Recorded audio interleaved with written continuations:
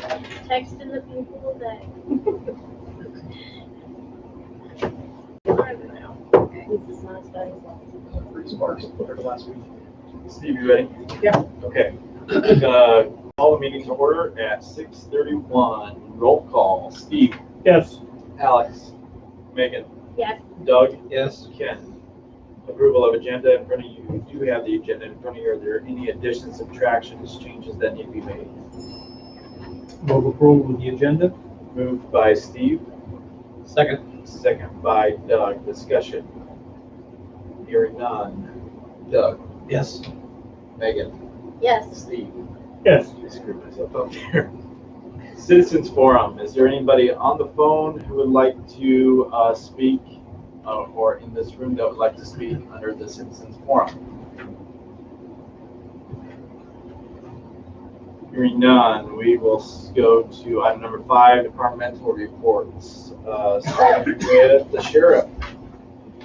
You're up. Well, last month you guys had asked me about our speed trailer, see if it could track statistics. I was able to find out that it does and turn it on so that we can start tracking it. I printed out just a sample of what I'll be sending you guys. That's from Gilbert. That's 5 sheets from one 24-hour period. So, because it breaks it down to every 5-minute increments of how many vehicles it tracks. So I'm going to get with Jan in our office to see if I can just send you with the email with the hours that report, if we have any for that one from Maxwell. So, like I said, that's just an example from Gilbert, so you guys can kind of see what it'll be looking like. So that definitely is an option. I'll try to provide you guys with that. I did have a question. We had an issue about a week ago with some dogs running loose.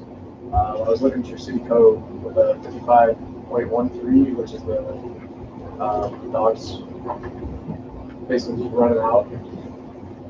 It basically says that a peace officer can impound or seize the dogs, or the owner can be served a summons to appear before the court. I'm assuming you guys probably aren't going to want to send them attorney to Ames for somebody running their dog loose. So I was just kind of want to talk to you guys, get your ideas on that. Summons only in the worst case, multiple times. I would assume so. It really, I mean, the code doesn't specify. So, yeah, it's 55.1. Leaves an option. Right. So this is originally a spreadsheet. Yes, it's an Excel spreadsheet. An Excel spreadsheet. Yep. Which would be, even though it looks like it's 5 pages, it's 5 pages, it looks like it'd be a lot, it'd be fairly easy to take a look at. Yeah. Yep. Yeah. If it's the digital version, it's much easier to look at. Yeah. I just wanted to print it off and give you an idea what would be coming. When you, I don't think I was on when you passed the new animal ordinances. Pardon? I don't think I was on when you guys passed the new animal ordinances. Did you guys purposely put shall instead of may under that? Because it says shall be seized and impounded if found by a peace officer. Yes. Okay. So it gives directive. Okay. So that's more of that first section. Yeah. The shall impound or seize would be the recommended course of action. Yep. Okay. Yep. Got it. Okay. That was pretty much, I just wanted to touch base with you guys on that. Get your ideas, thoughts. So, anything we need to know about? No, we talked to the owners and probably should be resolved for the future. I think the other thing, we made a police report at the school. Somebody was trying to break into our school truck. Okay. I think they took a screwdriver and tried to jam it to the. Why anybody wouldn't try to steal a truck that says Collins Maxwell right on the side? I know an officer's been down. Yeah. Same reason you steal key co-operative trucks. Yeah. So I don't know if you guys had any more issues with people trying to steal stuff or not. Not that I'm aware of. Any catalytic converter updates? We haven't had anything since they talked to us about that. Perfect. So.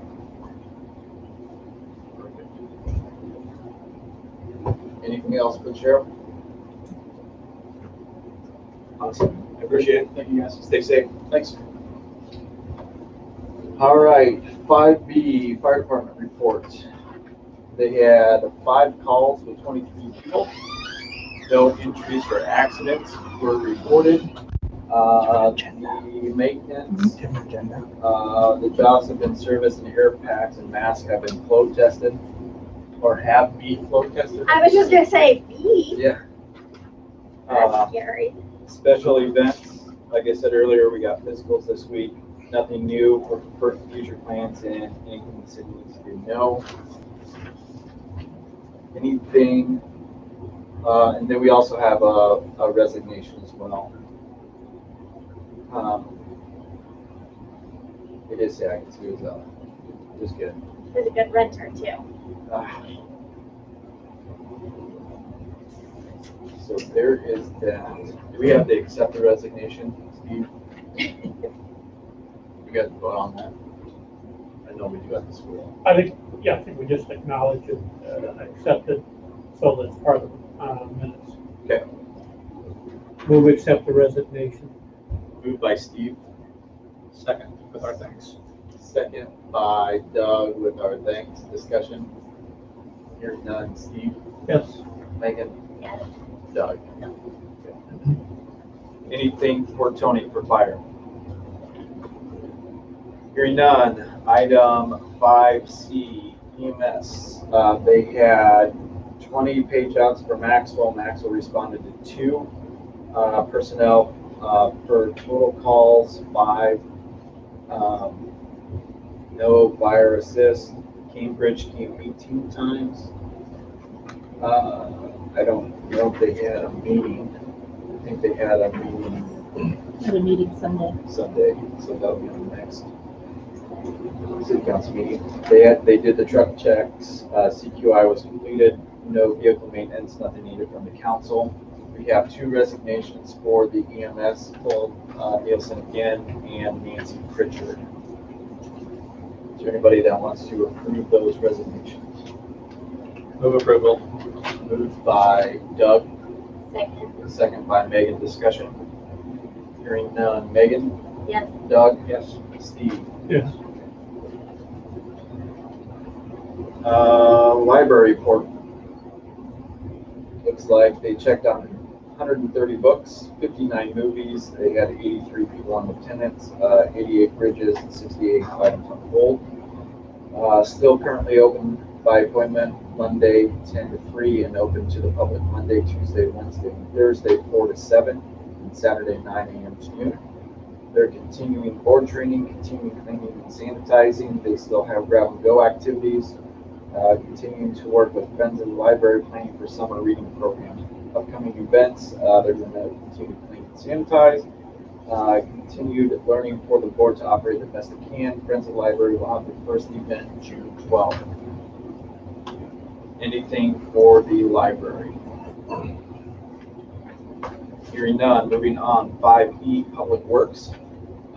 Tony's working on filling potholes. There's nothing new for parks. They pumped about 1.5 million gallons and sold about 1.3 million gallons. They've gotten the pipe for the lagoon water line.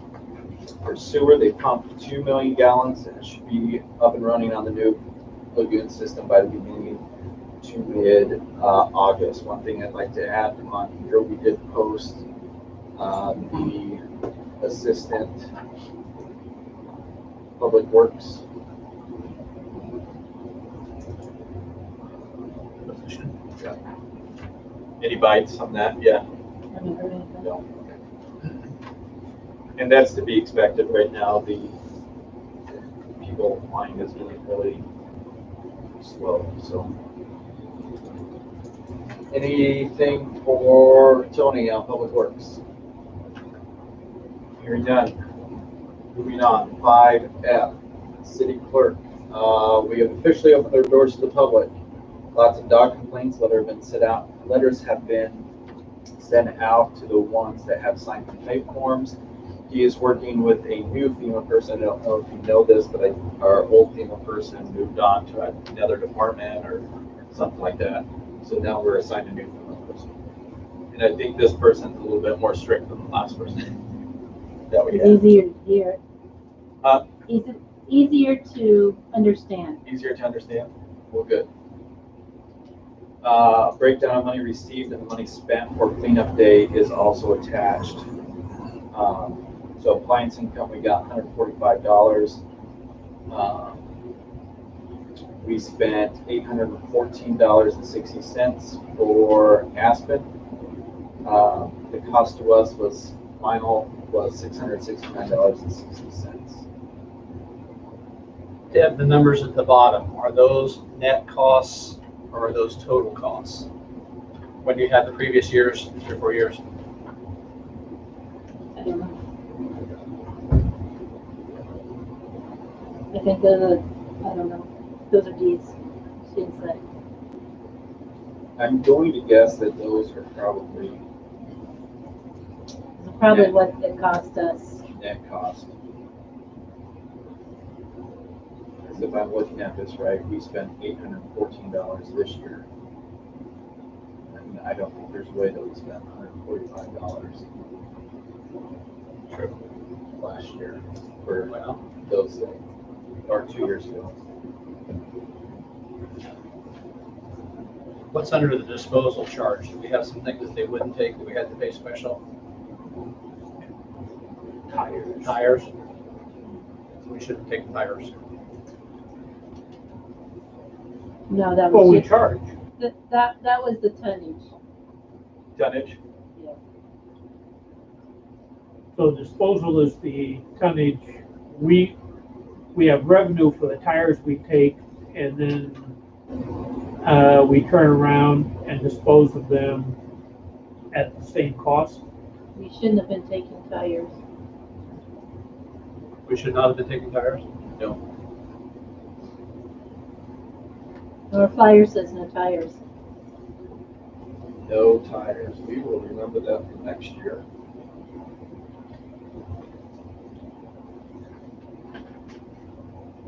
Or charge them double next year. Did you bring a tire last year? Anything for Deb? For D? Perfect. Nothing. Item 5G. Wes, you're up. If I can find that memo, I might just steal it off of Ken's. No, you're fine. I'm gonna buzz through it quick. So, Fifth Street Storm Sewer, we're looking to include the phase 1 outlet portion of that with the Baldwin Street project. Didn't know if the city has confirmed if road use tax funds are eligible for that or not. I think we recommended to go through. Ask you to do the query. Yep, and what I found out was that the people that have done it in our office have done similar things, believe it will be, but they all recommended that it go through DOT to get, I believe it was DOT or council. I forget what that, I think I responded in an email to who to check on that. Because it's kind of a legal issue. And so they caution us about making determinations that are legal issues. And the question Becomes just whether it's eligible, and it needs to go through who determines that eligibility, which is. so do we write a letter to the DOT? Do we send it? I can follow up to see who they would ask and confirm that. What is the process? Yeah, what is the process? I will find the process on that. I'll confirm that process and get that back to you. I have no problem having the city contact them. And what's going to happen is they're going to want to know plans. And when. So you're going to be giving us all the information so that we can send it to them and advise us on how to write the letter, which is fine. It's just we need to know the process. Yep. We'll find out that process or who the person is to talk, and hopefully we might be able to get. You're right. They're probably going to want to know details because they're not going to want to give an answer without details. But we'll get whatever information they need for that back. Baldwin Street project proper. We had a public meeting a couple weeks ago. From that public meeting, I think we got some good feedback on that. There is some concern on the narrowness of the road with the ag traffic that we heard. So we are in the process of developing. I have a rough draft of it right here, but it's not polished enough for you to give you guys yet. We wanted to go back through and do some QA/QC on it to make sure that we're nailed down. But what we're putting together is a whole lot of numbers. But basically, the end line will be, here's the cost implications for the different alternatives. Alternative one being just the rehab of the street as it sits, the FDR that we were originally going for, right? The second part of that would be, okay, what does that storm sewer outlet add to it? And so you can kind of weigh. What we want to do is give you enough information to make an educated decision on what your preferences are and what you want to do for the project. We also are going to have in there the added cost to go back to the full width rather than doing the narrow width road. So if full width is really something that's going to stick with the public, so you'll have that number, which right now it's looking like, since that's a hot issue, we'll see that's the division 3. So that looks like it adds about 50,000 to go back to where it is today, with some contingency in there that isn't quite covered, but around there. So that'll be a part that you'll see.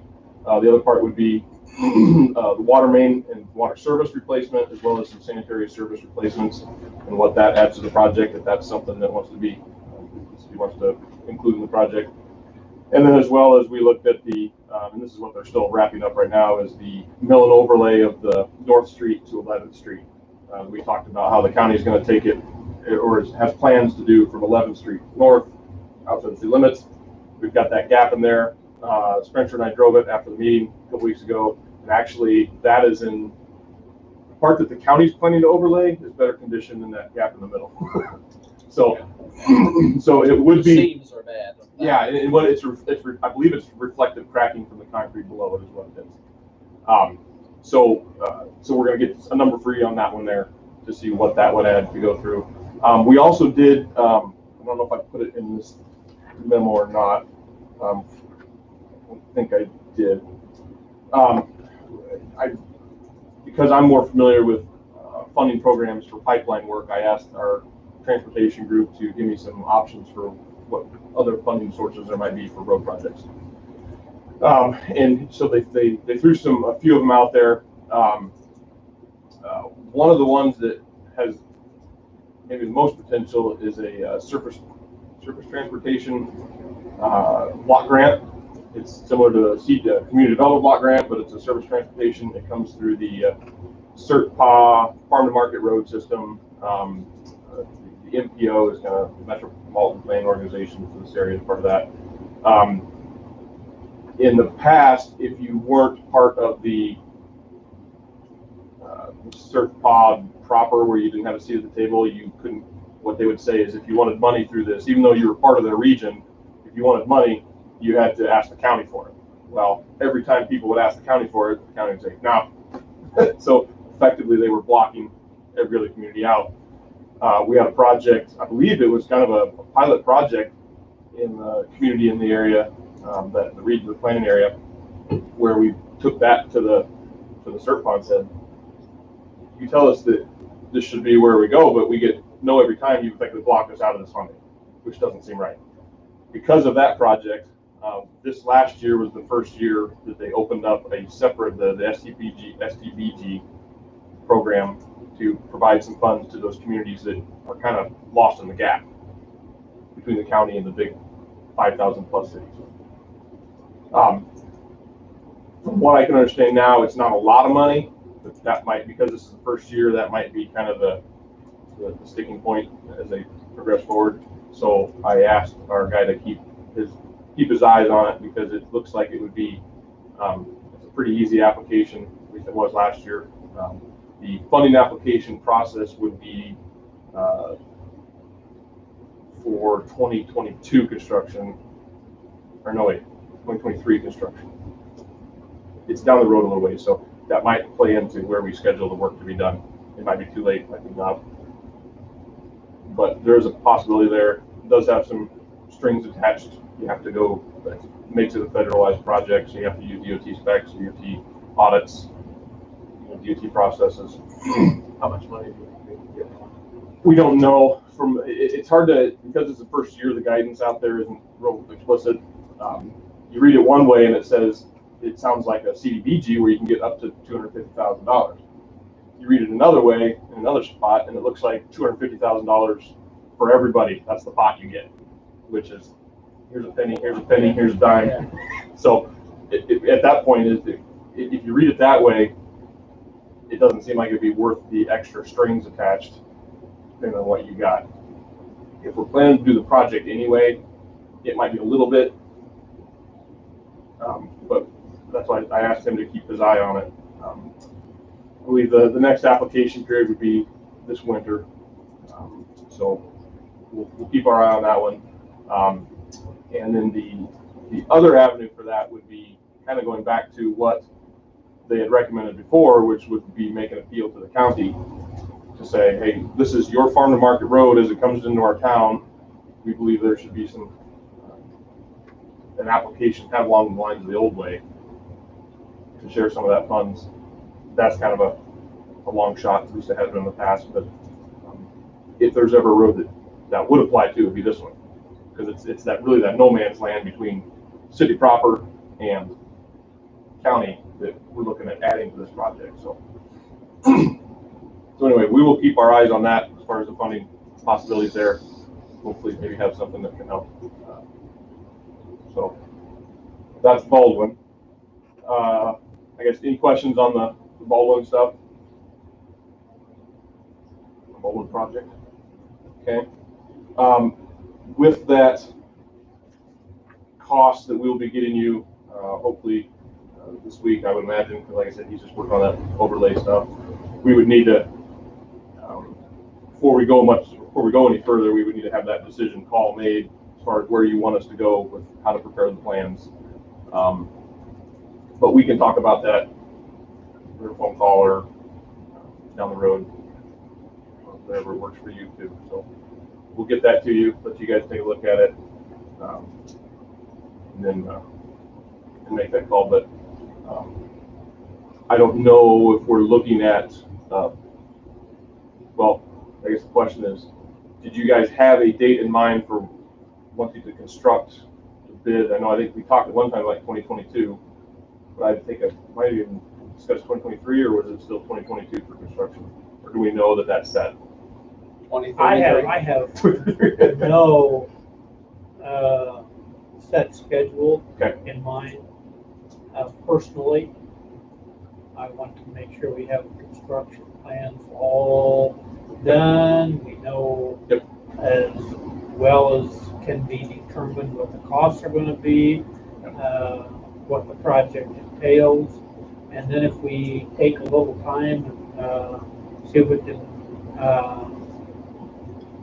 to reasonably find some money, that would be great. Yeah. We're kind of squirreling money away on the interim. Sure. So it needs to be done, but it's probably needed to be done 5 years ago. Sure. Yeah. Okay. Well, and that's we can expedite it or put it in wherever we need to at this point, because we're close enough to the final. If we add water main utilities in there, that'll take a little bit to get that added in, because that's a bigger design portion. But other than that, so we can expedite it or meet a schedule if we need to. But at the same stretch, if we need to play with funding, maybe the point where we're at here is the point where we take it to look at what funding options we have. Especially when it comes to the water main or sewer stuff, which I believe, Deb, are we restricted on CDBG when we've already got a CDBG out? I tried to find that today, what our application. I don't know that. I believe we are. I think we are. Because we were looking at that for the development, and they said we could not do that. Right, right. So there could be CDBG money for the water work. The other thing is SRF money for the water main work, if you want to have that in. But that adds a whole nother level. They would require a facility plan to look at your water system as a whole. Maybe you want to do that anyway, but I think in general the water system's pretty good, but so there could be some stuff there that is it worth it or not? We'll have to see. So that's Baldwin. Wastewater treatment plant improvements. Construction is still going well. I stopped by there because it was still daylight after a meeting last week, and they're making good progress. They're about 62% complete done, so they're getting up there close. Lower buildings, pretty much complete. They're starting to put equipment in, so it's progressing very well. We chose white for the interior killer. Yep. Yep. And then I think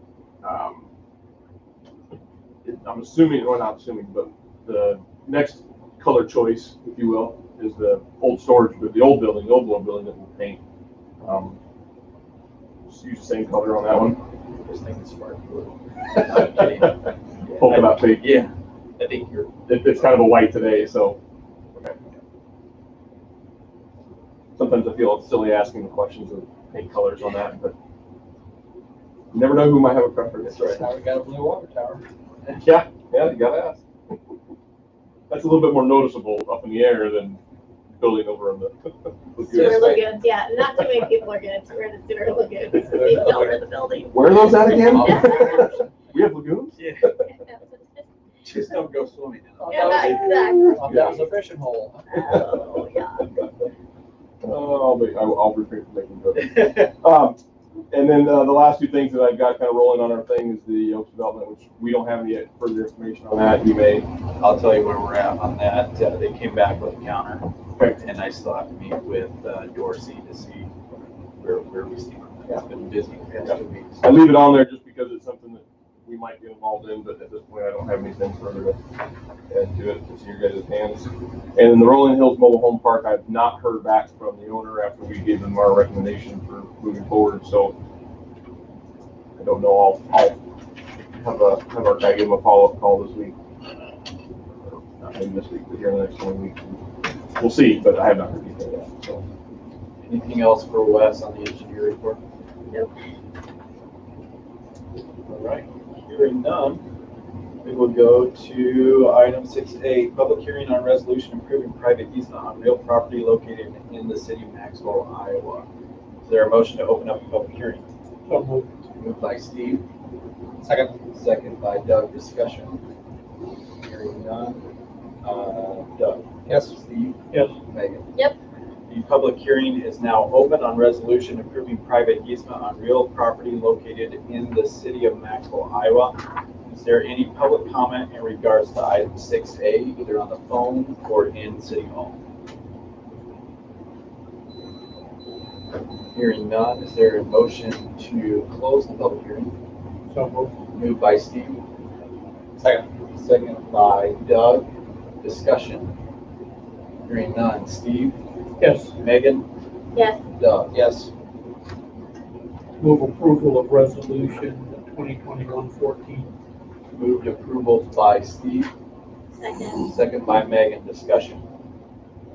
Hearing none. Megan, yes, Doug. Yes. Steve. Yes. Resolution passes.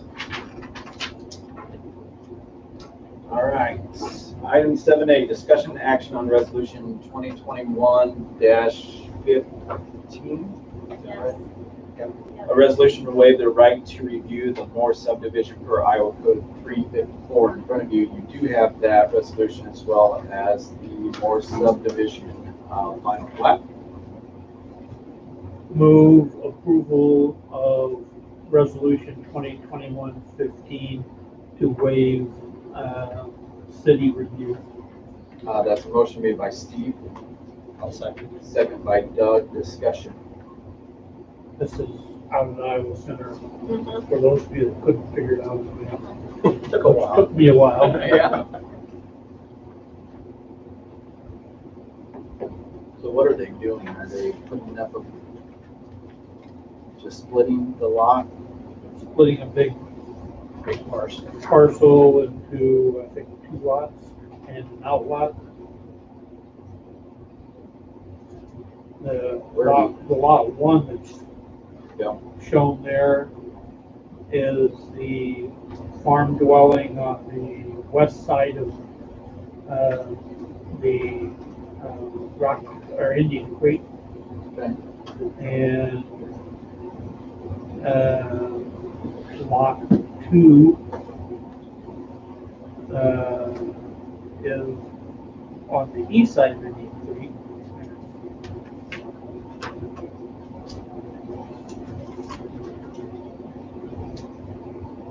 Another huge lot.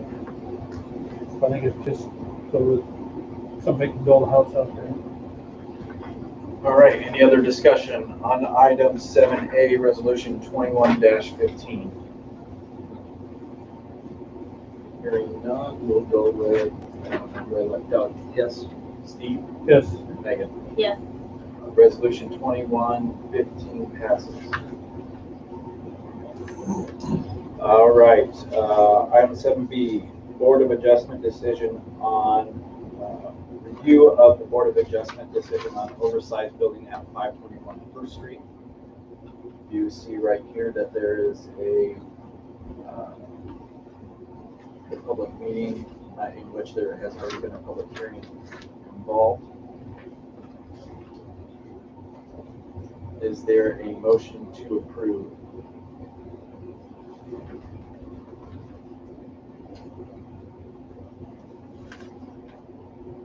So moved, so we can talk about it. Moved by Doug, Second. second by Megan. Discussion. This, I guess, was kind of a real mess that somebody said this and got all misinterpreted. One thing, the size is a huge issue, but don't the setbacks also apply? Because they aren't going to be close to the proper setbacks either. Steve, do you want me to pull it up on the beacon? Yes, please.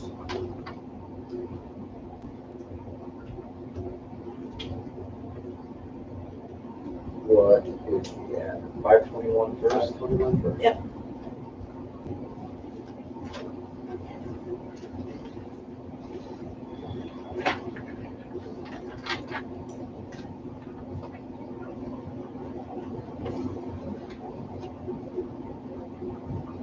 I don't think the setbacks were an issue because Pat did go ahead and, I can't hear you, I'm sorry.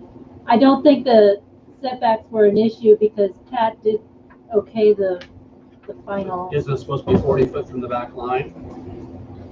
not for an R2 district. Yeah, I'm pretty sure it is, unless we changed it. I thought they all said the same thing.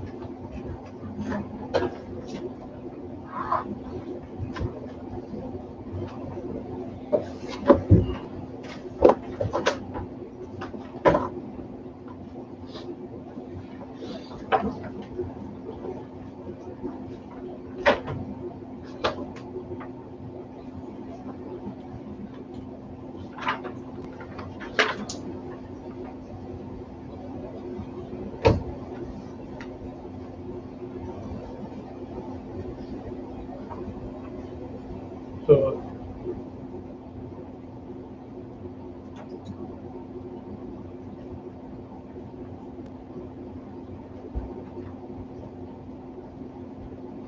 25 feet permissible accessory buildings, no minimum requirement.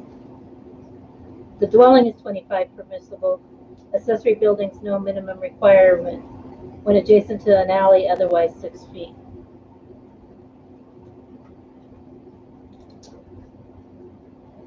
So there's no requirements on that. when adjacent to an alley, because many people have their garages sitting right on the alley, so that they can drive right into their garage. Okay, so that'd be the side then. There's no rear setback then either. Is 6 that right? feet. 6 feet. 6 feet.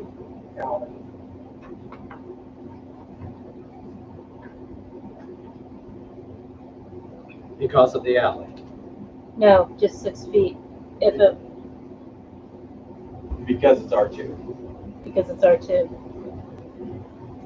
So would you read Jameson? What code are you on? 16509. Okay. Number 5.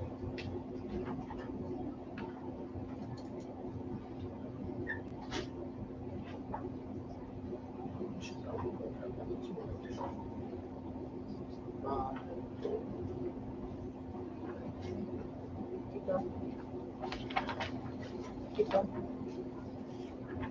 Keep going. So, Keep going. We're getting close. There. there's 7, 8, R2, 9. Here you go. One more page. It's on the back side. There you go.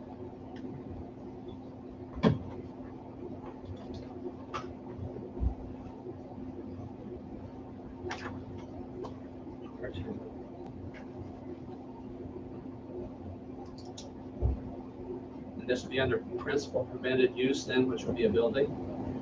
That would be an accessory use.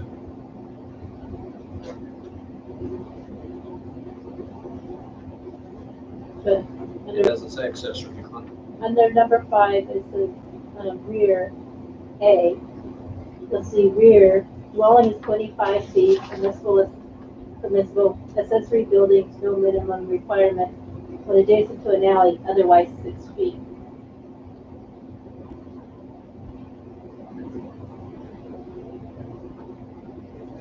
Side is 7 feet.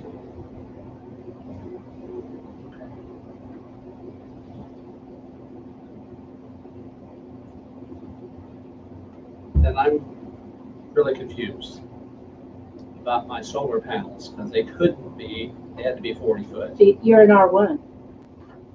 True, that's the difference. Yeah. Okay.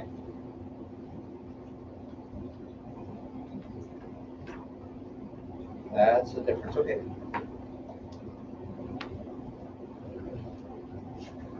All right, so that takes care of that question, but the size issue is still about 50% bigger than it should be. And maybe nobody bothered by it. The drawing that shows the footprint of the house is not the same as It's what I longer see than there. it is wide. The protrusion on the south side, is that just an open porch? That's a No, that's an porch. enclosed porch. Okay, and No, so it's a front. the picture of the house should have a bump on the Fifth Street side, right? First Street side. Yeah, First Street side. First, What is the distance between the closest point of the house and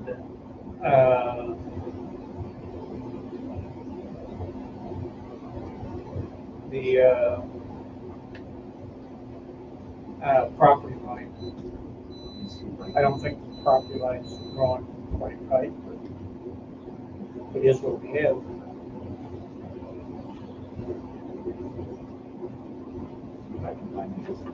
The measurement tool is From where? closest point of, or the furthest south point of the house to the property line. And click, hold, and drag. But you have to, 5.267 feet.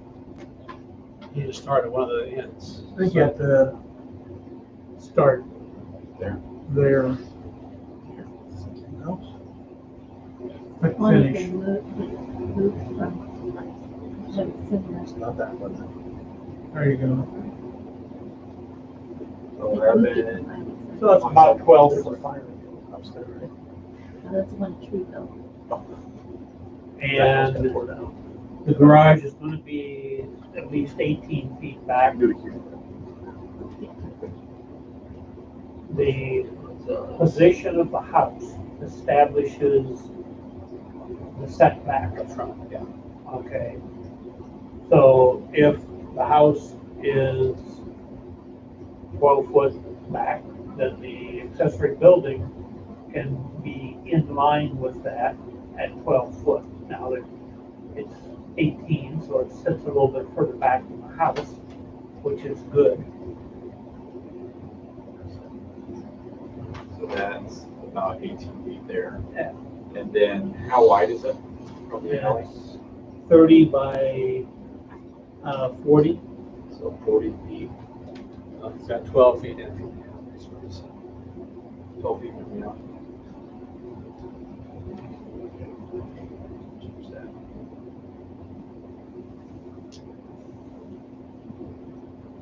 That's 12 feet from the alley.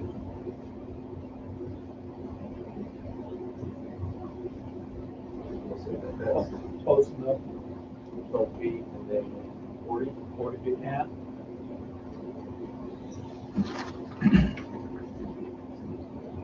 Right there. 40 plus the 12. And then how 30. 30?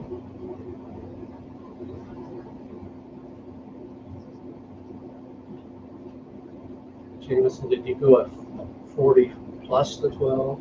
Horizontal? Yep. So you're really 52 from the alley. Yep.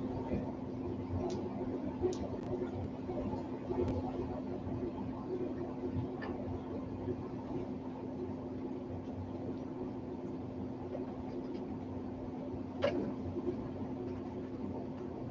don't know, how big is this building here?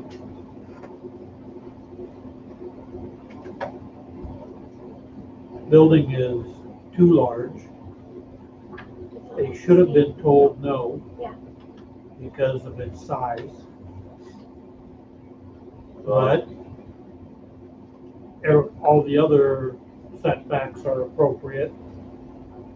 And the Board of Adjustment granted the special exception because it's going to fit well on the property with the existing house. And due to the errors of the building inspector. And if you take a look at that shed right next to it, that's a 30 by 40 shed on the other side.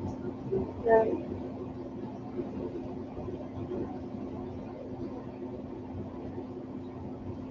So the problem's gonna lie with the council.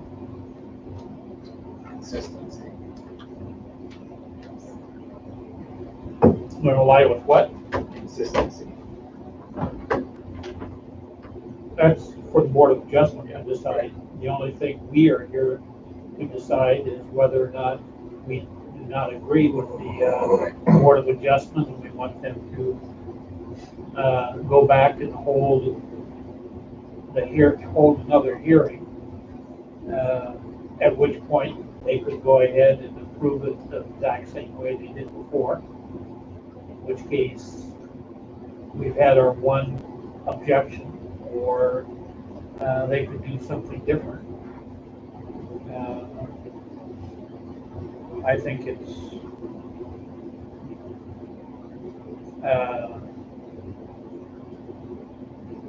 shouldn't it be moved further south? Yeah. Yeah. Yeah. It's not the best tool in the world. No.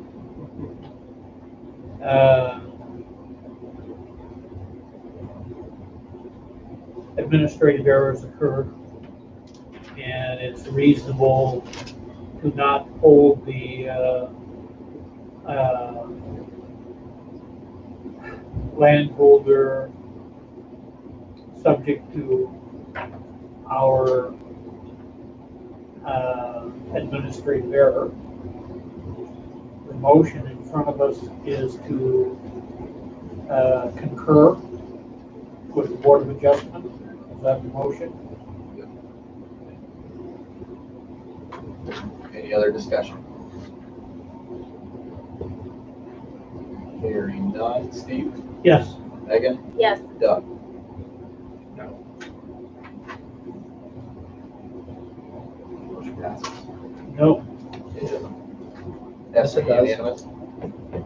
No, it doesn't have to be unanimous, but you have to have 3 affirmative votes to carry an action. We only had 2. If there were 4 people here and we had 3 affirmative votes, then you have the action of the council carried by the three affirmative votes. But I'll change mine to yes then. I'm drawing out of it. You would have liked to have voted, right? But I think our consistency issue is gonna bite us. And I know it wasn't our fault, Yeah. but that whole,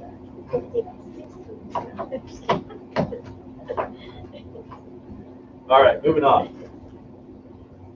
Item 7C, discussion action on B permit at 1003 Rock Creek Drive for Sean and Julie Fletchell. Sean, you are here. Is there anything you want to say? Bees are great. We'll we need more have- bees. We have no opposition of the B permit. So is there a motion to approve that based on code 55.05? I motion, Go ahead. I motion to approve. Motion by Megan, Second. second by Steve. Discussion? Are you going to have water available out there by the hive? The suggestion at the bee website is that when you have a hive, the bees leave the hive, they go and get a drink, and then they go up and fly to wherever they're going to fly, about 9 feet off the ground, and get their stuff. So having a little water out there, which could just be a bird bath, makes it so that they then don't fly low and possibly onto other people's property at a lower altitude. And that's just what the bee thing says. So, Sounds like a good idea. I don't have a problem with putting water out. Yeah. The neighbors we have talked to are excited about the bees coming onto their property because they'll have flowering trees. So, but either way, I just want them to survive. So if water is going to help them and live, and that is the hard part. My son-in-law lives south of town, and he lost 3 hives this year. Yep. they're hard to keep. Good luck. I'm ready. Steve? Yes. Megan? Yep. Doug? yes, Motion passes. Item 7B, discussion and action on poultry permit at 1003 Rock Creek Drive. We did receive one neighbor that said no on that. Unfortunately, tonight we will have to table that discussion because it has to be a unanimous vote for all on campus council, correct? Yep. So the next meeting will be, what is that, July? Next meeting, July 5th, I won't be here. or July 12th, sorry, Okay. since it's a holiday. I was gonna say, I'll be on my way back from Montana, I can call in. Well, that is a possibility. Other possibility is that the mayor can call a special meeting so that this can be handled Do that too. and compel attendance. Of course, you may want to find out what before you compel them. I'll do that, I'll send an email out. Sean, do you have anything else for us? Yeah. Who's objecting? Let's see here. Rouses. And would you like to, Give a copy of it. yeah, you can have a copy of it. It says, Jack and I would object to the chickens. Growing up as a kid, my grandparents had a chicken coop. It was certainly noisy at times, it smelled bad, unless you like the smell of the chicken coop. Chickens are great for a farm setting, but we are a city neighborhood.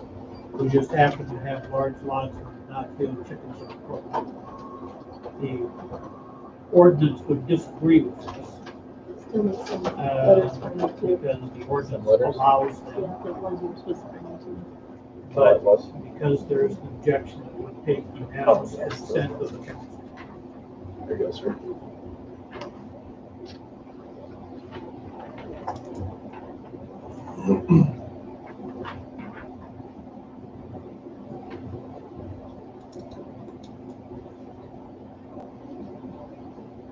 And I think you picked a good location for it, back of the tree.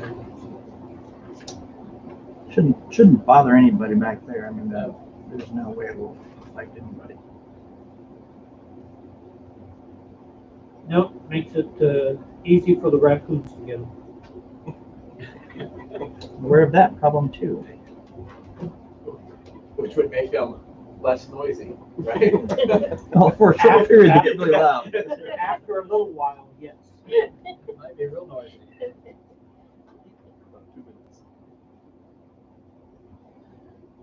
Raccoons will kill them just to kill them, though. That's right. Just decapitate them. Sean, do you have anything else for? Nope, just that was it. Awesome. July 12th. We'll probably move that meeting to July 12th. If not, we'll have a special meeting. And then we'll have Deb reach out to you if we do that. Okay, thanks. Thanks, Sean.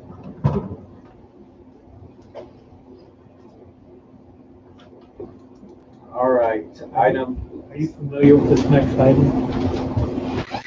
I'm not.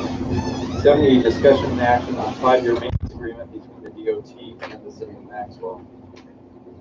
In front of you, you do have the 5-year agreement with City Maxwell for maintenance and repair of primary roads in municipalities. I'm assuming this is Main Street. And fifth, yeah. And Fifth. 210 goes through the town. I take it this is boilerplate contract. All cities.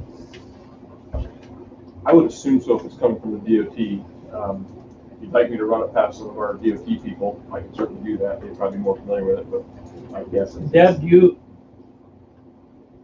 is this the same as what we had 5 years ago? I don't know, I couldn't find one that we'd actually done. I couldn't remember one either.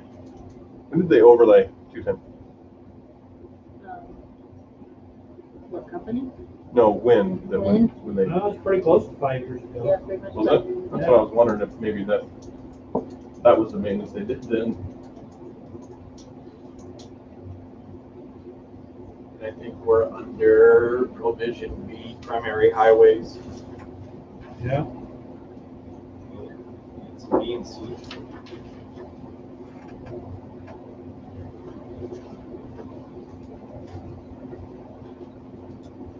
I see a typo under D. I think A is supposed to be B.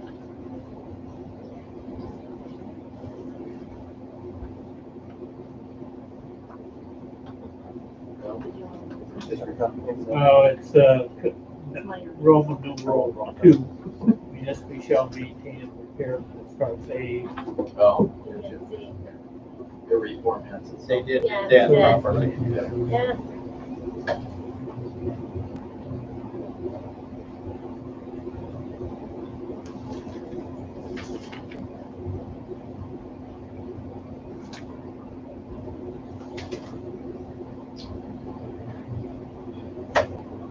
Is there a? Oh, there's just extra pages, So- sorry.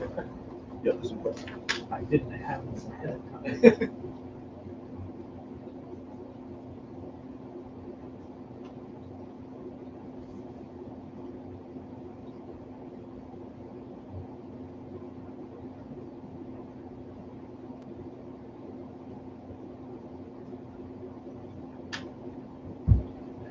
Looks like pretty much what we do now. So, anybody else? Anybody see anything that's?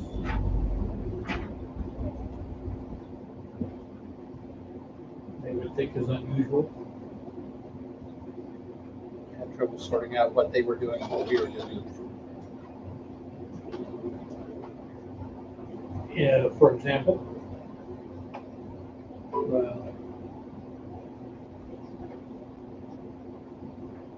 Their indentation.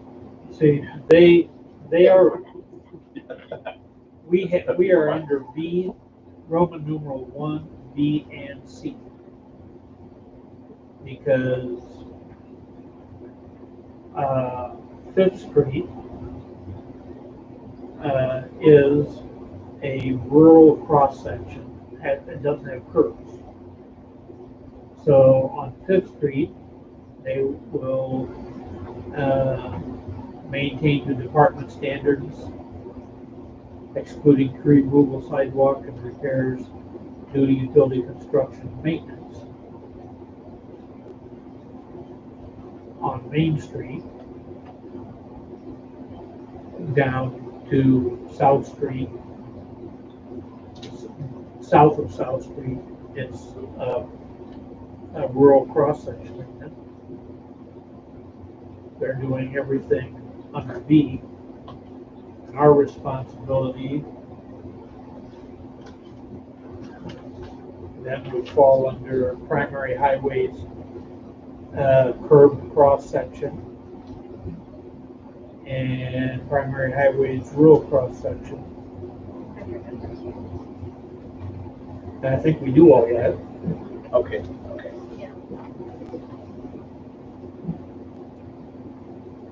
You guys remove the parking lanes, no? Huh? You remove the parking lanes, no? On Main? Yes, So they do the main travel ways and you guys do the parking lanes. right. We do not paint parking stalls, stop lines. We do paint crosswalks, because there aren't no, I guess there is a stop line on the stop sign of Fifth. Oh, wait, yeah. So that would be our responsibility if they ever wanted us to do it. We maintain the storm sewers, manholes, intakes. We do snow and ice removal.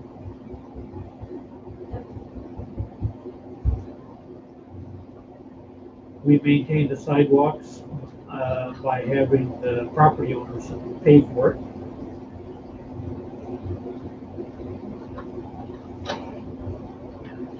Okay.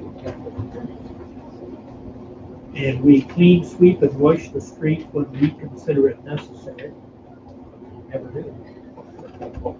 Do we need to buy a street sweeper? We have a broom on. So I I was gonna say they have the broom and shovel that they use along the gutters. move the mayor is Broom on one authorized of the to Tractors. Yeah. sign the agreement on behalf of the city. Moved by Steve, Second. Second by Megan. discussion. Hearing none, I forget where I left off, so Megan. Yes. Doug. Yes, Steve. Yes. Item 7F, discussion action on a motion to authorize mayor to sign service agreement with Safe Building. In front of you have Safe Building. I know this has been a topic in the past. When is the contract in?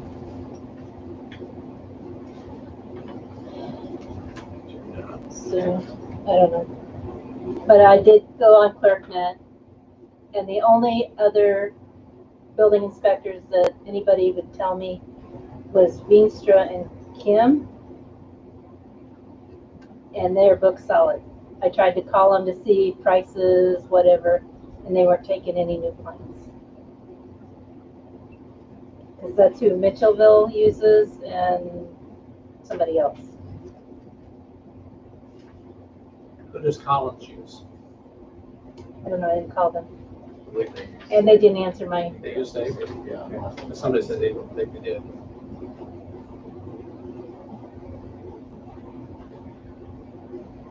Well, as we just discussed, they've had several boofies in the recent past. Okay, but if look at page 3 of the agreement, permitted plan review and inspection services. Their services include zoning code enforcement with an asterisk, and the asterisk says zoning is a joint effort between Safe Building, city personnel, and the city engineer. So we cannot hold their feet to the fire saying they are the absolute answer for zoning. We have, according to this contract, responsibility.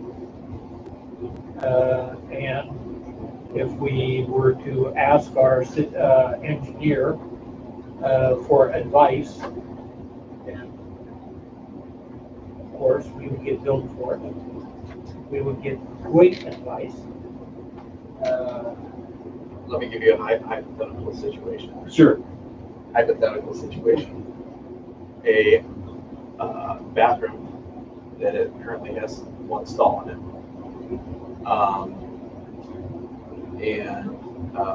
It's being renovated. The state says you can. The state builder says no, you can't. You have to make it a lockable restroom without a stall. Is this a standalone restroom facility? They say they say what? That you have to take the stall out and you have to put a lock on the restroom door. Okay. Is this a zoning question? This is a This is probably a building code question, isn't it? yeah. Yeah. State says it can. State building code, the state building code enforcer. So when it's state building code, Trump. Might be a question for council, but I would think the state building works for you, and they do not have governmental authority or regulatory oversight. They're advising you on their determinations. So, not that I wouldn't discount their recommendation, but The question is whether or not we have adopted something in excess of the state building code. I would recommend asking the state building, if I can interject here, request from state building their justification or their reasoning for denying it. They can provide you extra whatever, or if it's just a translation or an interpretation thing, then you know, but I would ask them for their justification.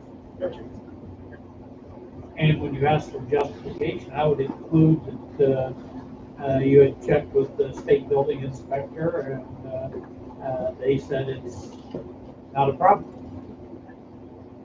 So they should give you chapter and verse so that it can be resolved. Hypothetically speaking, it has been done. So, I agree that they've had, safe building has had problems in zoning. And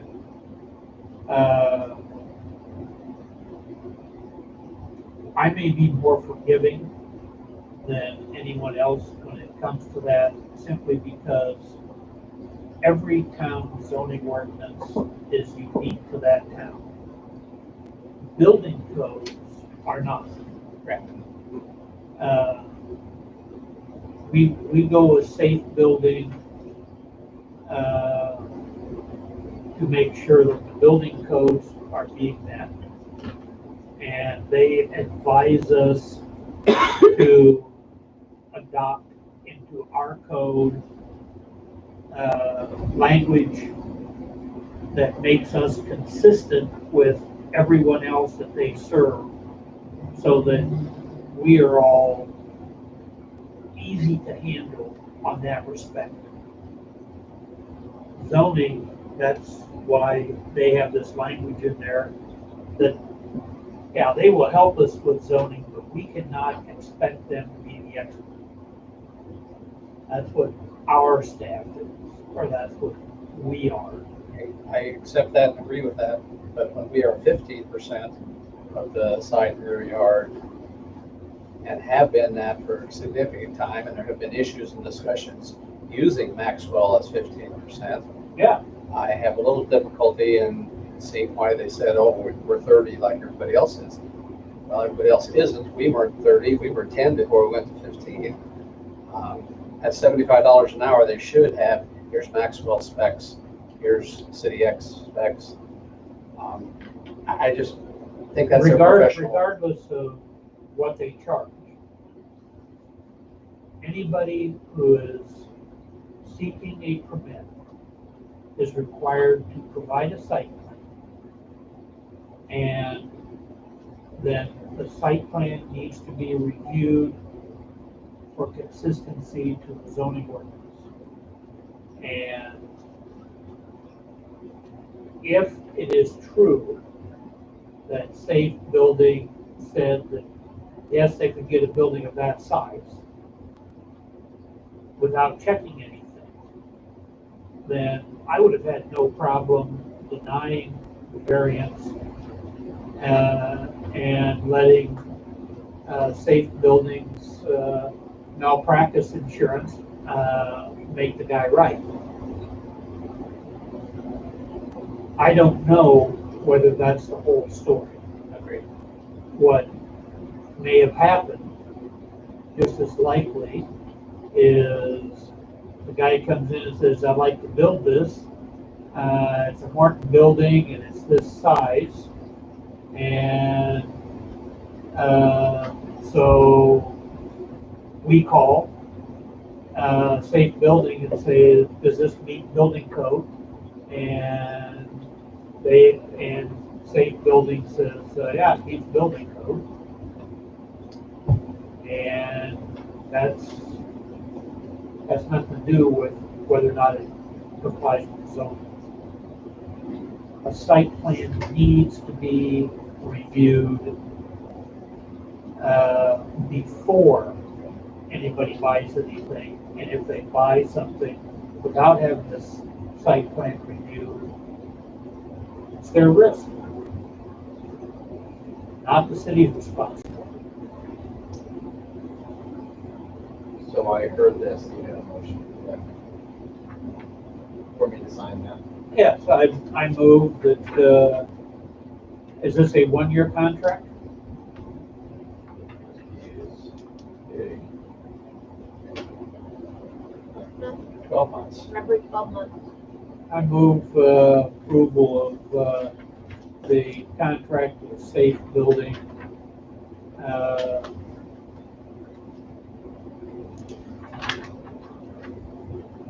with the understanding that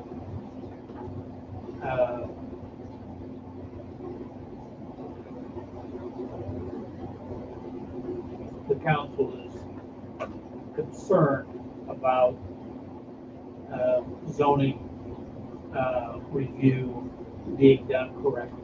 Okay. It's a motion made by Steve. Is there a second? Second. Second by Megan. Discussion. Hearing none. Doug? Yes.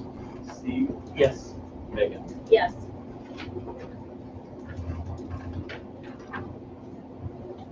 All right. Item 7G, discussion action on park and open spaces. Board decision on use of Pioneer Cemetery driving entrance for 522 Baldwin Street. You can see in the minutes that discussion was held about pros and cons of rocking the entrance in Pioneer Cemetery.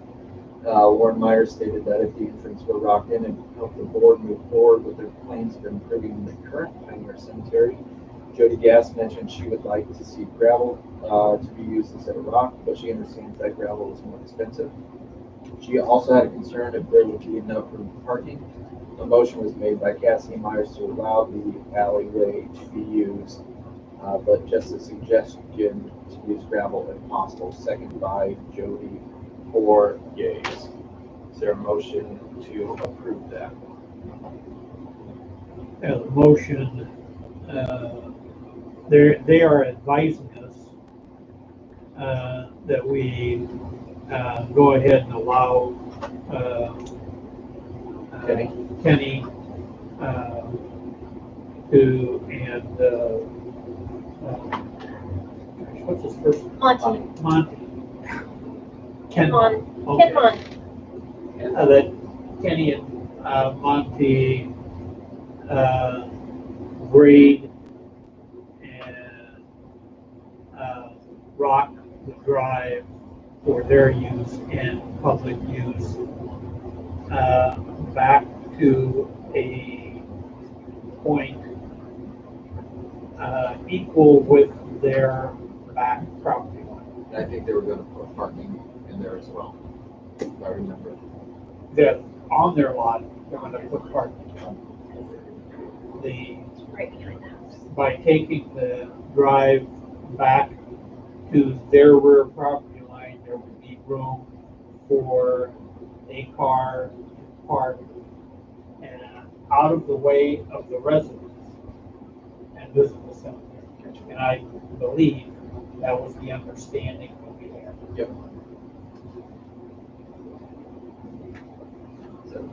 Yeah, that was a motion. Okay. I'll second. Motion by Steve, second by Doug, discussion. Hearing none. Megan? Yes. Doug? Yes. Steve? Yes. Item 7G passes. Item 7H, discussion and action on parade permit. In front of you, you have the Iowa Department of Transportation request for proposing primary road extension. This would be Broad Street to Fifth Street for Old Settlers Parade from 10 a.m. to 11:45 a.m. Move approval. Moved by Steve. Second. Second by Megan. Discussion. Yes, parade may go backwards this year.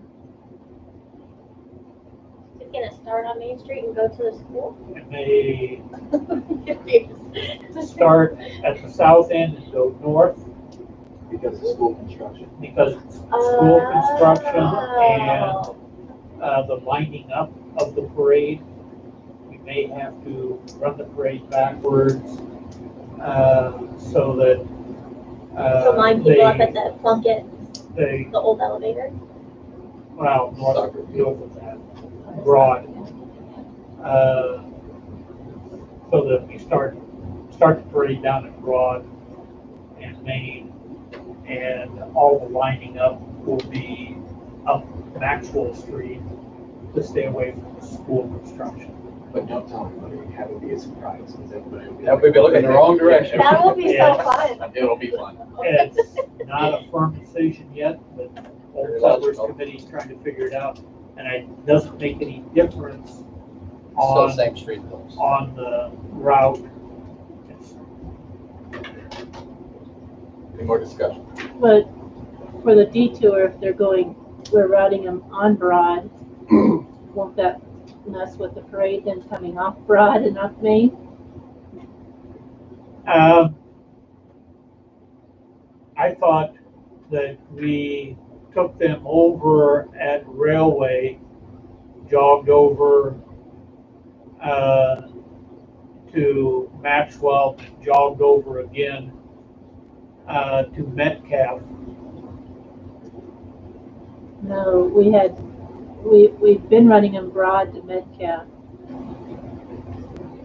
Because you're gonna have semis, you're not gonna want them to go that many. So we'd have to Sure. start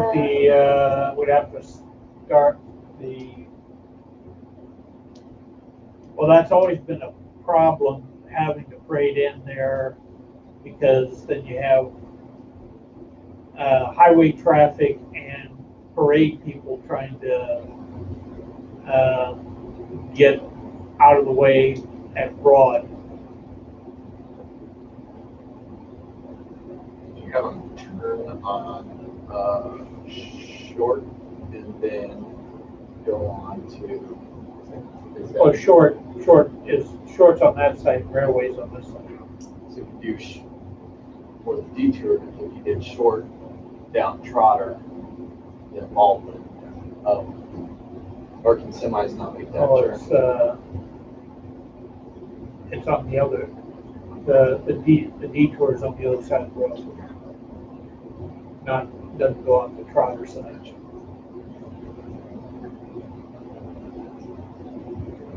Well, then could you guys be on that side? Parade line up on the west side. Yeah. Might be a little hard. Because we'll have cars parked for parade and those sellers. I don't know where you have to go.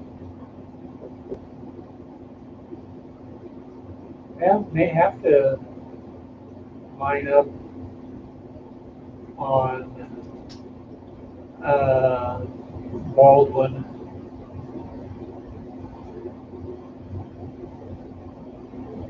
Right now we have fire trucks and everything else on Main north of 4th. And if we have the sign in for the parade, down by the Freedom Rock, and then send them up Baldwin to Fourth.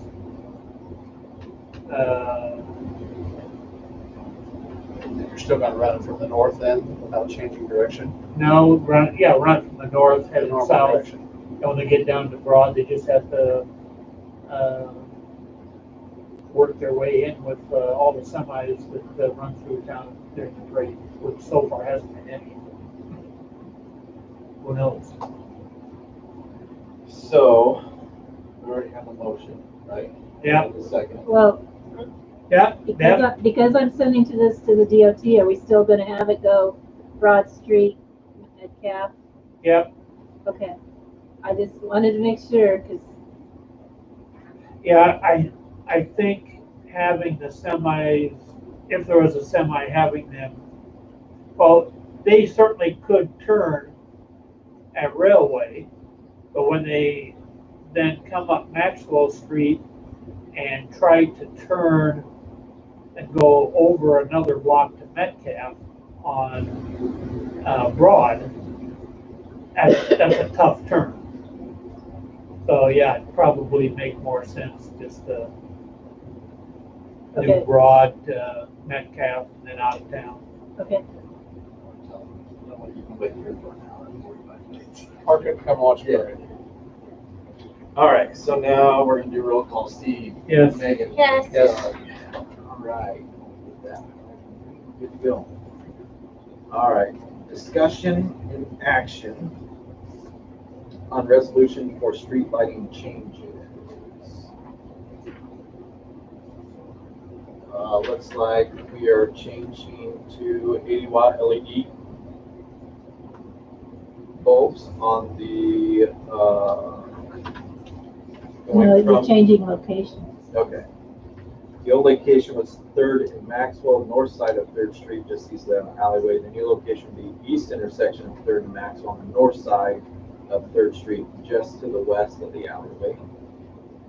The next one is the old location, north intersection of 3rd and Maxwell, east side of Maxwell Street, just south of the school driveway. The new location will be north of intersection of 3rd and Maxwell, east side of Maxwell Street, just north of the school drive.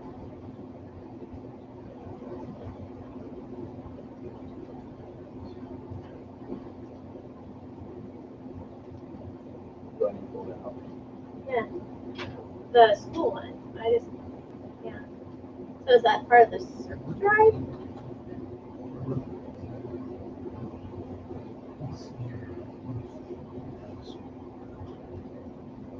So they're just moving it from the south side of the Where- driveway to the north side of the driveway. Isn't that going to create a Change. problem with bus turning? Or I guess buses aren't going to be on that side. They're Are not they? going through there anymore? Oh, yes, we are. Yeah, once Okay. that's all Circle cleaned Drive is back going up. to be wider. Circle Drive will still be the bus circuit. So now you'll have a light pole in this. Yeah, that would Yeah. be. Yeah. That's what I was thinking.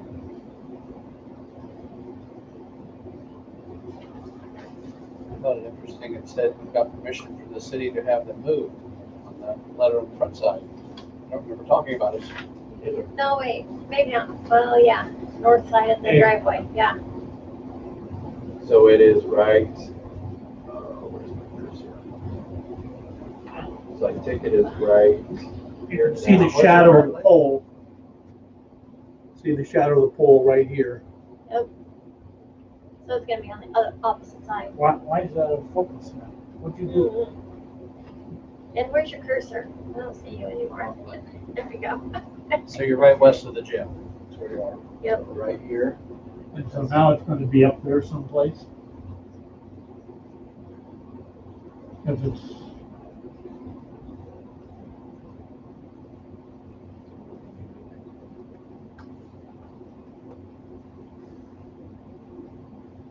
Versus here. Right. Or gonna make that parallel parking, aren't we, anyway, eventually? Well, we approved it to be parallel parking. We just haven't painted it.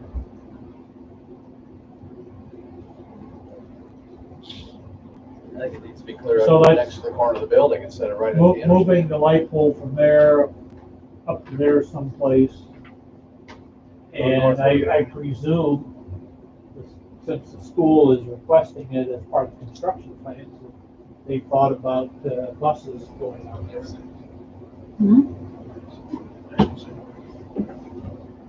First time I'm hearing this. Yeah, anybody else, does anybody know?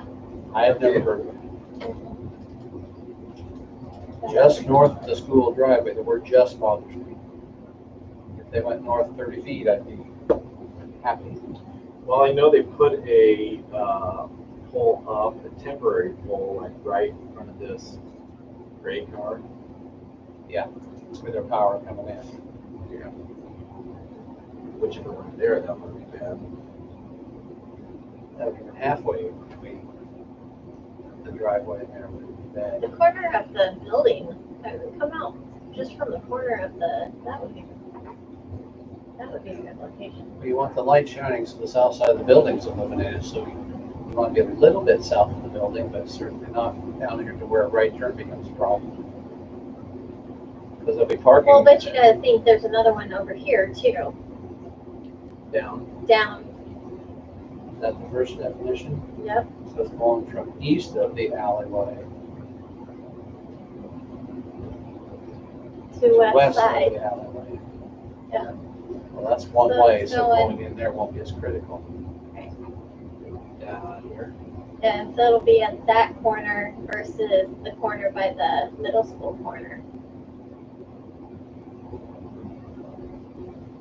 I don't remember one there. And I didn't remember the one up Somebody there probably either. shot out. Up the post down too.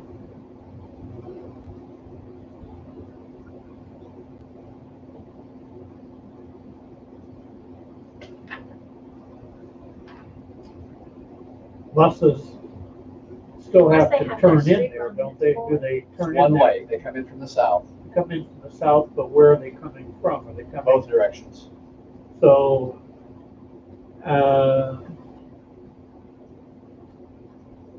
if they're coming from the west, then the pole has to be far enough west that it's not going to interfere with the bus coming. Well, we're still on Maxwell and Third. So I don't think this one's changing. It would be down here, one there, and one here maybe. See where this says, because the east of the intersection of Third and Maxwell. Right, so So over in front of James. where your little circle is now. Yep. East, And then north of the intersection of Third and Maxwell, just south of the school driveway. Which would be that one? Right, right. What you're saying? Okay. yeah.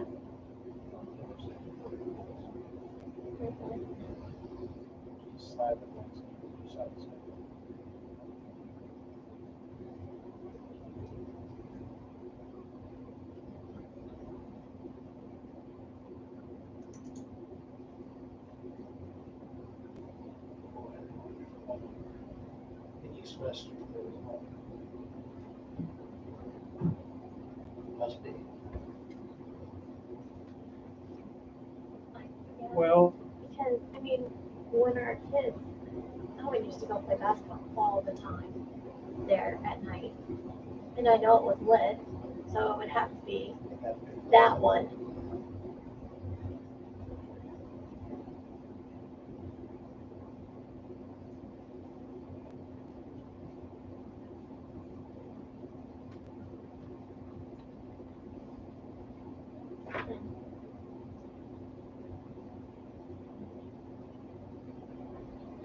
North of the intersection, you said the intersection of Third and Maxwell. Here. Right now, East it's of just the alley. east of the alleyway. So What's considered the alleyway? Are they considering the driveway going in is the the driveway? Because it does. Why do they use alleyway and driveway? Scoot the thing up a little bit. That's why I kind of wondered. Is there if an maybe- alleyway going south? in the Yeah, block Mike south? Richards there, yes. The alley becomes a school driveway. So Oh, I see what There. they're saying, yeah.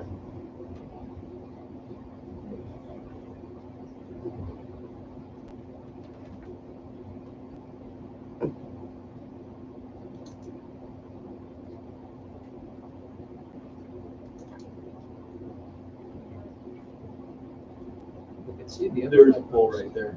You see it? Yeah, you can, just barely. You know, wherever my All right. cursor is. Yeah. All right. That's crazy. So moving it to the west will actually help somebody coming from the east turn in there. Right. So that's no issue. But the one up there at the exit of the, by the gym, if they go far enough north, we're okay.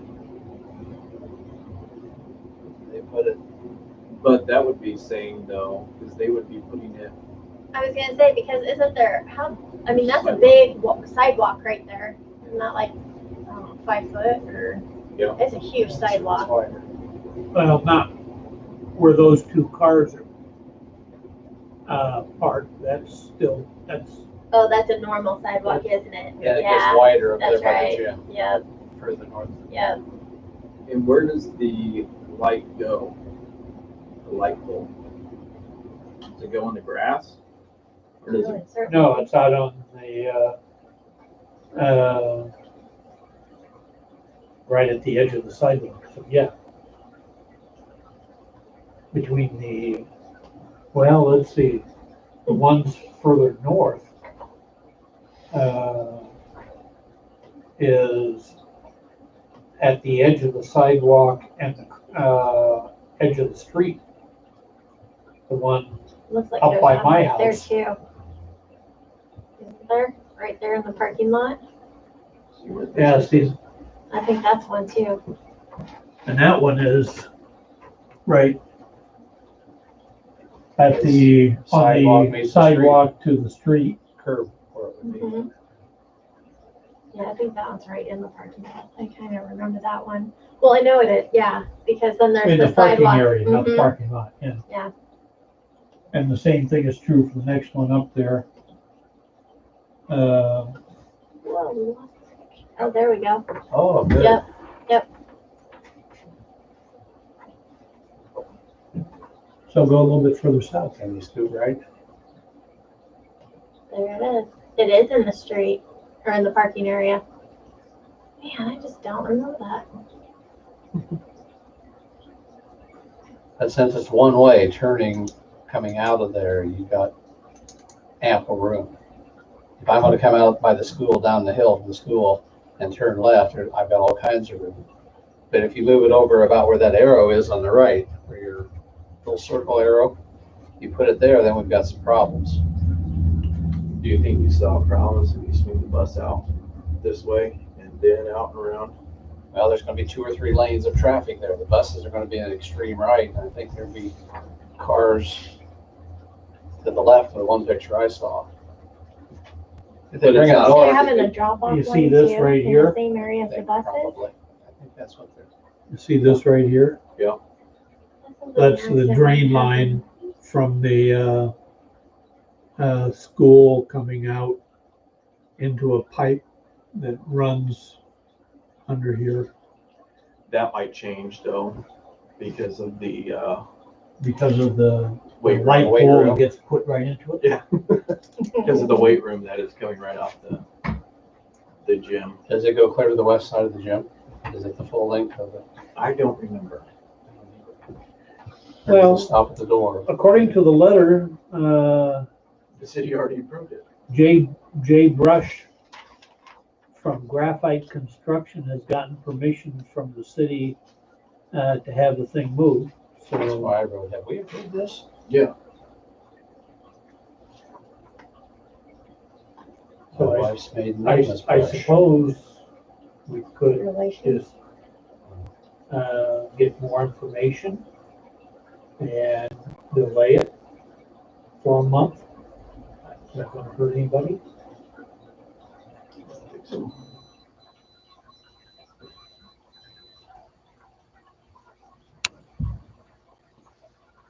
It'd be nice to know where the poles are and. Especially this what- one. The other one, I don't think is gonna be an issue, but this one. If they put it clear down there as close as they are to the, Yeah, where's it gonna be in relation to the, turning lane for the bus? And are they gonna, I'm sure they're planning on having it far enough away that it's not gonna be a problem, but they It'd need to be nice specify to that see. again.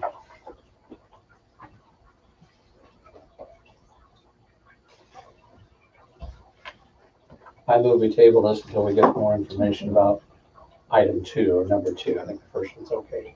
Moved by Doug. Is there a second? second, Second by Steve. Is there any discussion? Other discussion? Hearing none. Steve, yes, Megan, Yes. Doug. Yes. Change this.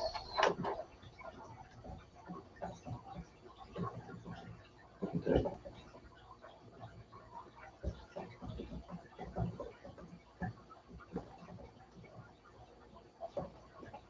All right. 7J, discussion action to appoint representatives to the Story County Economic Development Group. This is for fiscal year 22. move that Doug be appointed the representative, Megan be appointed the, alternate. We So you already expect one of on us to this? say- Wait, are we already on? This is the committee Yeah. we're on. Oh, okay, okay. A continuation, Wait a Moved second. by this has to be Doug, done every year. moved by Steve. There a second? Can we second our own thing? Yeah. I'll second it. Seconded by Megan. It's like when you ran for city council, you voted for yourself, I presume. Probably said, not that one. Discussion. Hearing none. Megan. Yes. Doug. Yes. Steve. Yes,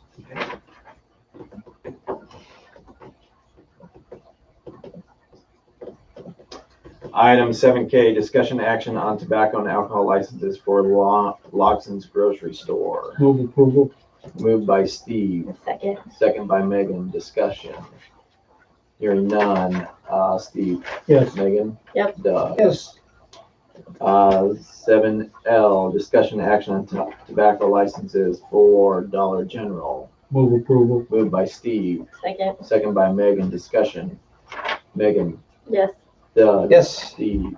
yes, Of course he did that. Stupid thing. Okay. 7M, discussion action on authorizing mayor to sign animal rescue service contract. are there any changes from last year? No, Huh? no, So we are just as dissatisfied this year as last year? Yep. Move approval, Moved by Steve, I'll second. I wanna talk. second by Doug. Discussion. Deb, if, you know, the question that's coming, we No. paid $100 or something for them, do we pass that on? Or do we need to put a resolution, an ordinance that we pass that on and get reimbursed from the owner if they reclaim the pet? I sent an invoice, but I haven't seen anything back. I've sent 2 invoices. What's our jurisdiction with that? Can we send it to collections if nobody pays that, or do we have ordinance? I guess I can look it up.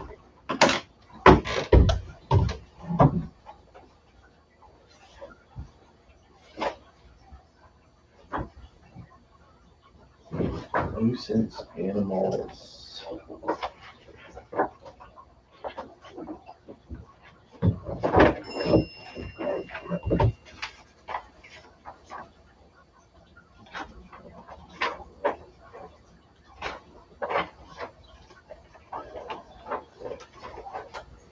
Check Infection control.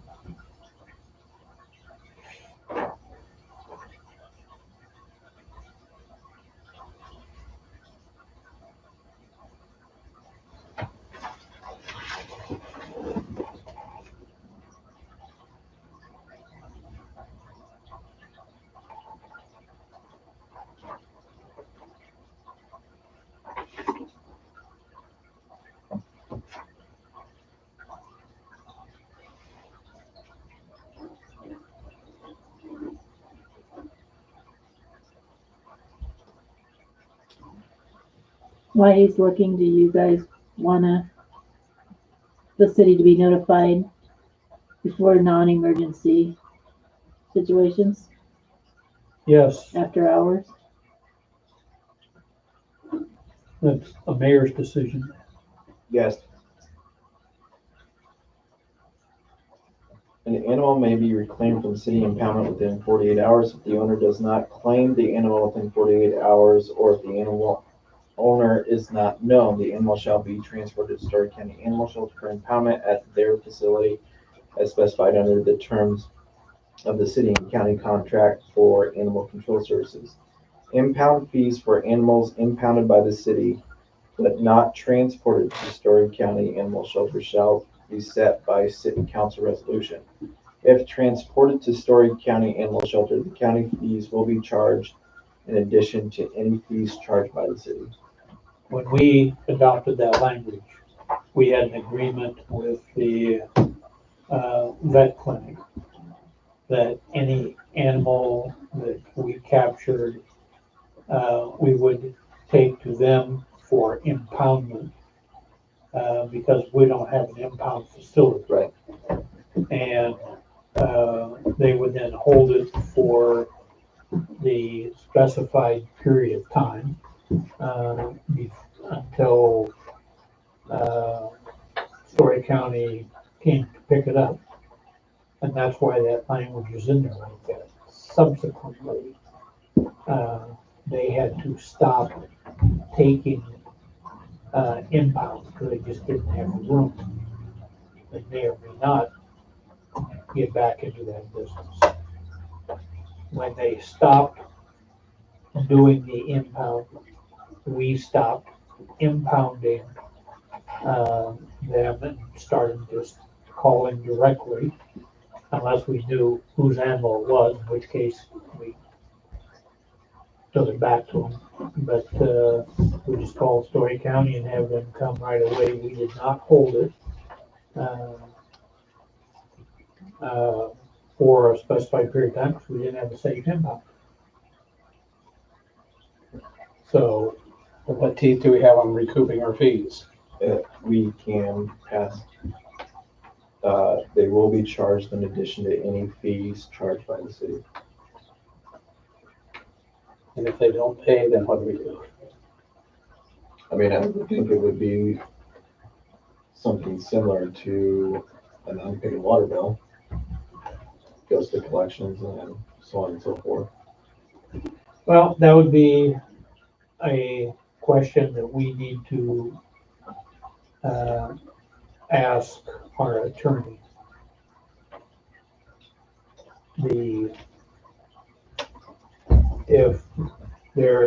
If we have a fee and Animal Rescue is charging us, so there's a fee compounded on, and how do we collect that from the owner? I don't think we can do like we do with the water bill and put it on a property tax, but maybe we can. I think it's more likely that it would be more like a ticket, and we end up going to small claims court. But we just have to find out what the process is. But your answer to passing fees on to citizens is a yes. Yes, okay. But we do have this weird thing that people cannot award pets or participating in a game or participating in a fair, so. If you, I didn't know. Good to know. Used to be a thing. No rooster. evidently. So if you're going to have an affair with your neighbor, you can't use a pet. A fair, Oh. a fair. So like at Old Settlers, we Yeah. can't give away free puppies. Does that include fish? You know, like if you toss the ring Yeah, into the. I don't think they can do that anymore anyway. Household pets are treated differently than dogs and cats. Oh, okay. My dad remembers getting chicks as pets, as prizes at different things when he was a kid. I think the fish thing went away because they died too easily in the plastic bags, No, I'm sure. especially on a hot day. Yeah, in August when it's 110 degrees. Yeah. And when you put it in your pocket. Yeah. Or drop them on the pavement. All right, Doug, you're up. I am. What am I doing? Yes. Roll call. Yes. Steve. Yes. Megan. Yes. Motion passes. Discussion. Checks off. Discussion action on resolution approving the transfer of unspent budget from fire, EMS, and library programs to their respective funds. This is resolution 21-16. Move approval. Moved approval by Steve, Second. second by Doug. Discussion. At the last meeting of Park and Open Space, they were wondering whether or not they could get the same kind of trust fund for portions of their fund which they have identified projects, or where we've set aside money for projects so that it carries over. I think Parks and Open Space is a little different than fire, EMS, and library. And so I don't know whether that's a good idea or not, but it is something that we should think about and discuss. Were you at that meeting? No, I was. Their concern was that they may not get all their projects done by June 30th. And There's then a the fund money if they do goes, it next year. money goes away. So, but I think it is more likely that we could handle that on a case-by-case basis in the budget process. Any other discussion? Roll call for resolution 21-16. Megan. Yes. Doug. Yes. Steve. Yes. 7-0, resolution transfer in between funds for expenditures approved by the FY21 budget. Okay, that's my fault. I didn't get it done. We'll table it. Is there a motion to table? Move the table. No second. Motion by Megan, second by Doug. Discussion. Hearing none. Doug. Yes. Steve. Yes. Megan. Yes.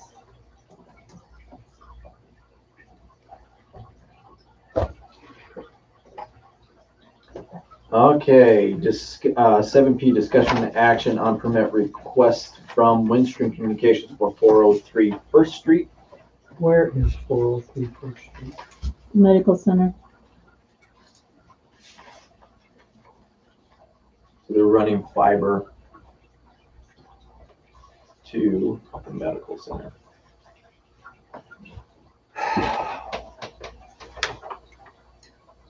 On east-west streets, are the odd numbers on the south side or the north side?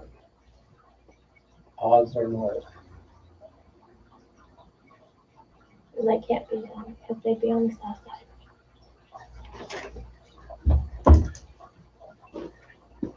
Right? Bring it, Am I wrong? Yeah. I'm pretty positive No, they're on the you're right. south side. I'm like, that can't be. I think odd numbers are on the north and even numbers are on the south. Yeah. How are they 403 then? Exactly. This is what's fantastic about Beacon. Search.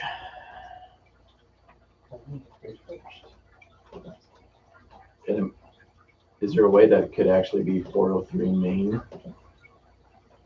Not at First No, Street. not at First Street because we're 122. The bank is.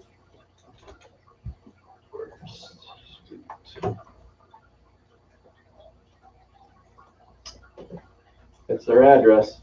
That's crazy. But that doesn't make it right. No. Go to a map and zoom out to 100 scale and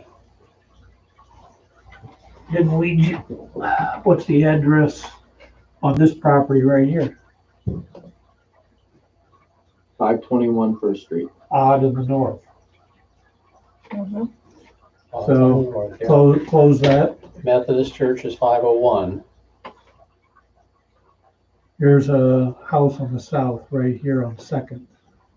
It might be on 120. Metcalf. 120, even on the south. Oh wait, that's Metcalf. That's Oh, Metcalf. Metcalf, okay. No other house. See, that's 422 First Street. Even on the south. So what should that be? And yeah, Can't be we're 401. 122. 402. 2. 402. Weird. Oh, the quirks of Maxwell.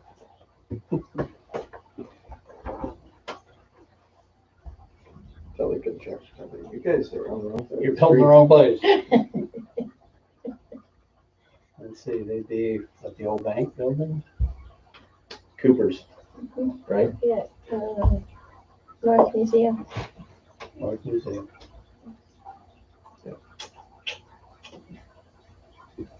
Well, it's probably not the only one in town that's Rocky. addressed wrong. It's not. It's what makes us so much fun. Very unpredictable. Yep. Always a surprise. So was there a motion? I motion to approve it. Motion by Megan, Second. second by Doug. Discussion. Hearing none. Steve.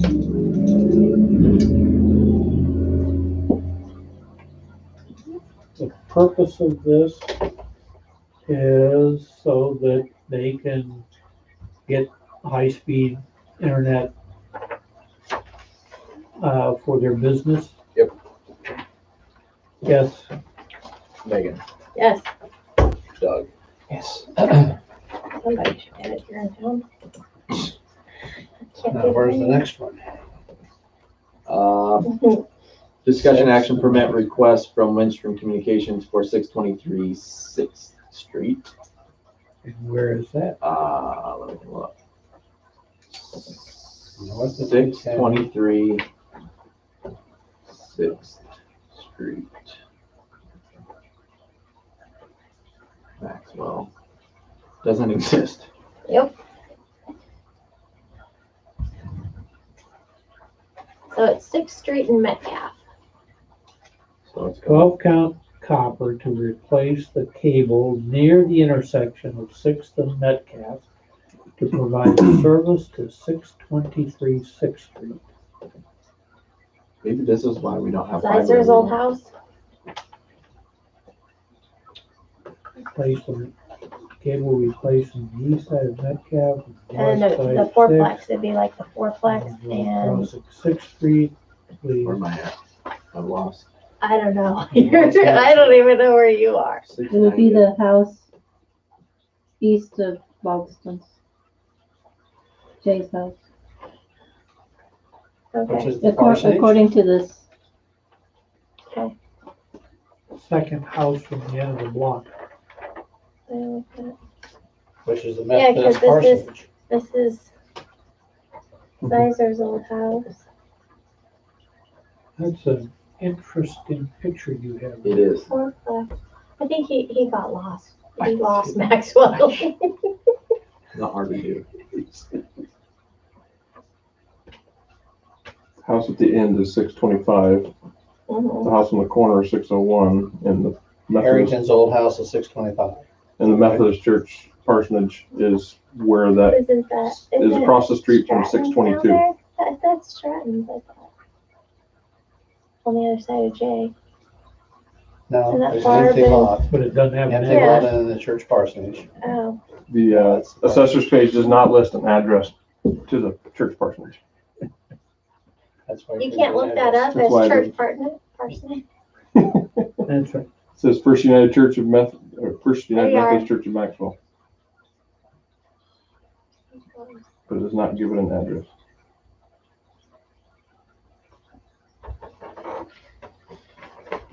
You want to approve it without seeing? No. No.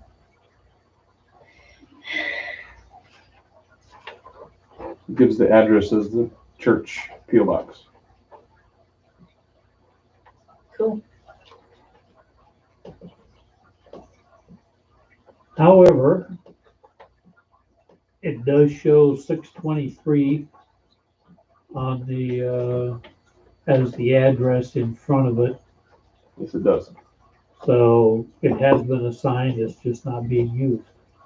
Or it doesn't show up on the Well, it's assessor's not records. taxed because it's church Because property. it's not taxed, that's probably why. Oh, no, but now it is because it's rental property. So Hmm. it used to be not Used to be not taxed taxed. because it was church. It should, yeah, Parsonage. it should have a property address. Agreed. It's gotta have a 623. 911 address, right? 6th Street? Yep.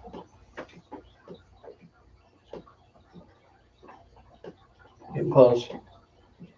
There you go. Second house from the end. Yep. of And the when you north zoom side. in, it does list 623 on the Other side of the road. other side. North side. Oh, it does say 623, doesn't it? Mhm. And again, at least it's right, odds on the north. And that took a lot longer than you, probably because we don't have fiber here. I told why you it's just go to the old Zeiser house and straight across. I tried, it wouldn't load. Is there a motion for approval?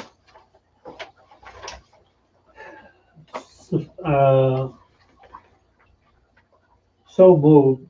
My question is,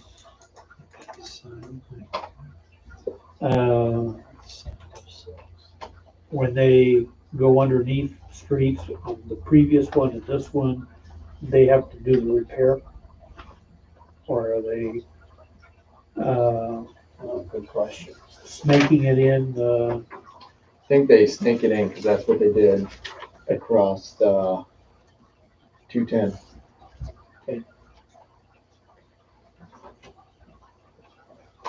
So that was a motion made by Steve. yep, There's a second. Yeah. Second by Doug. Discussion. Hearing none, I think I'm at Steve. yes, Megan. Yep. Doug. Yes.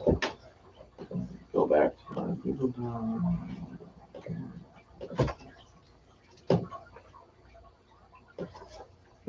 We're almost there, folks. Record time. doing well. All right, here we go again. 7R, discussion action on buried fiber under sidewalk at 403 First Street. In front of you, got that picture. Story County Medical is working with their internet provider to provide fiber to their building located at 403 First Street. Fiber is planned to be along the pathway below in the pink overhead and blue underground. Story County would like to bury the fiber under the public sidewalk along First Street and route it to the northeast corner of their building. Because they don't own the grass area to the east of their building, the desire would be to run fiber under the sidewalk being installed. The length of First Street to the alley. Please know if you foresee any issues with this approach. Why would, Wes, why would we put a fiber underneath the sidewalk as opposed to, right out, at the edge of the sidewalk by the parking? I mean, it's all torn up now. Wouldn't it, I guess, if something goes bad, you're not gonna dig it up and Yeah. repair it.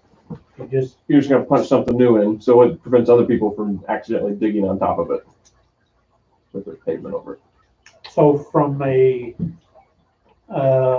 public works perspective, this is a reasonable request. What you want to consider is the use of your right of way for other utilities. And underneath the sidewalk isn't a place where you would normally put in your utilities, your water, your Okay. sewer. So there wouldn't necessarily be any conflict with city's interest in other utilities other than service lines. So from that perspective, I don't see it as unreasonable. And the Okay. sidewalk is getting replaced anyway, right? Yeah, it's all torn up. Move approval. Moved by Steve, Second. second by Megan, discussion. Hearing none. Megan? Yep. Doug? Yes. Steven? Yes. All right, discussion and action on purchasing the cemetery module. This is G-Works, their Simple City Cemetery, say that 10 times fast, module, which puts everything into a management tool online, is that correct?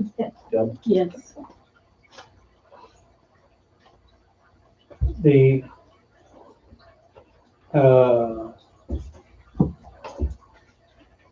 move approval with payment coming out of, City Hall remodeling next fiscal year.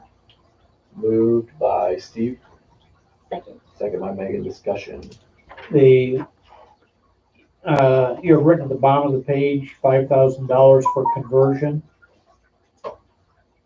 Deb, Yes. when we talked earlier, I thought you were using a $3,000 figure? I told you 4,000. Okay. And then when I talked to Margie, she said it was 5,000. After I'd talked to you. Okay. So in my notes, I had 4,000, but evidently they've revised that. You probably looked at it. And I was listening even down lower than that, so.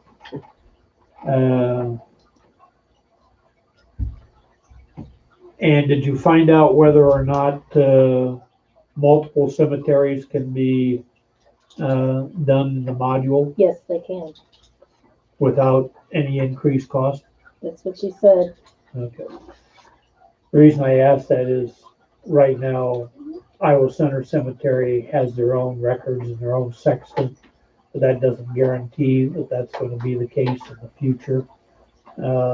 As Peoria, the Kimberleys do a great job down there, but in a few years, there may not be Kimberleys any place but buried out there.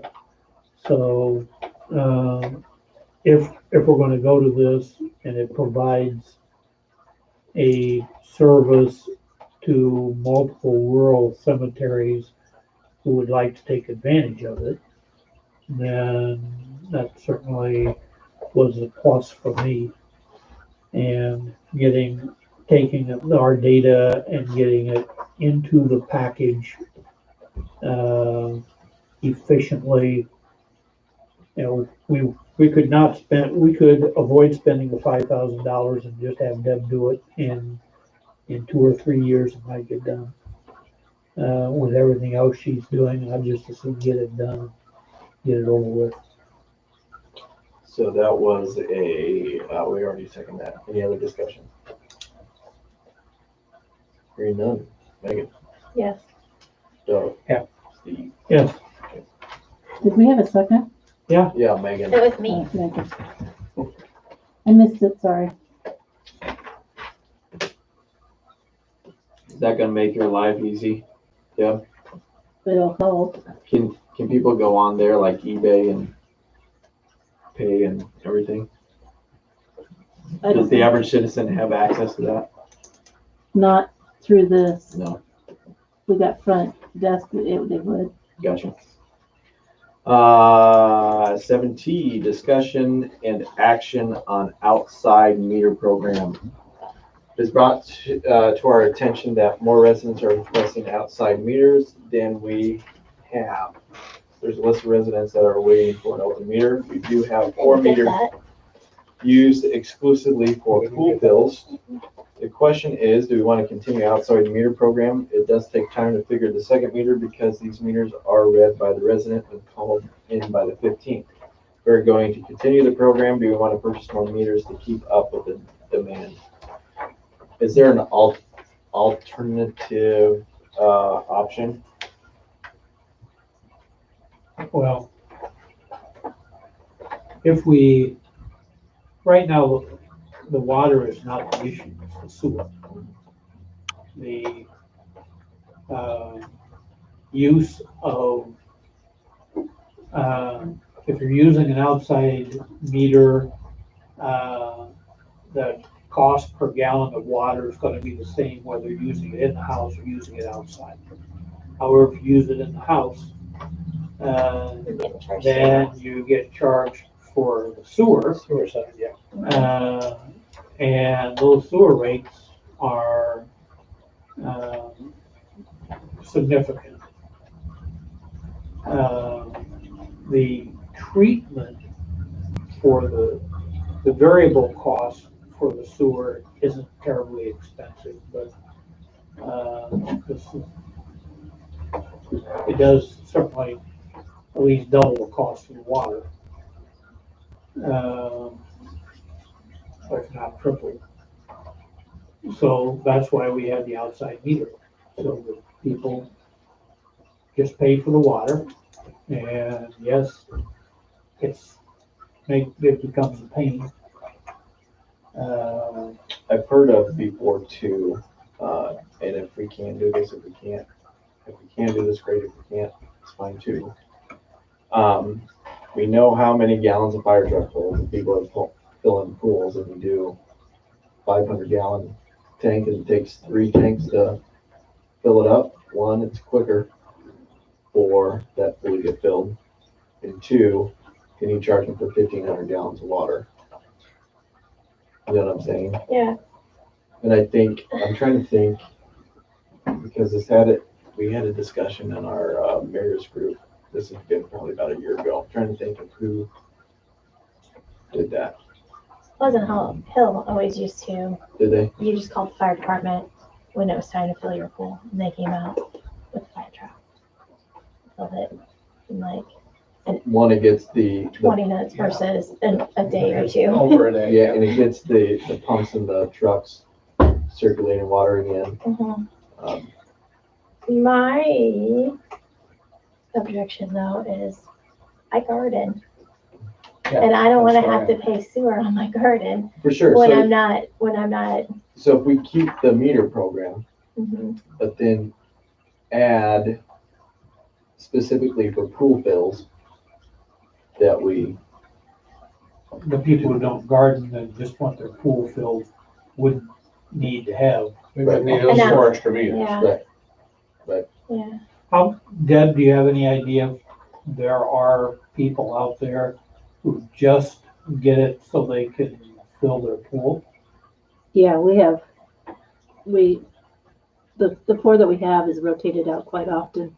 There's like 10 people that have come in and gotten just the pool fill.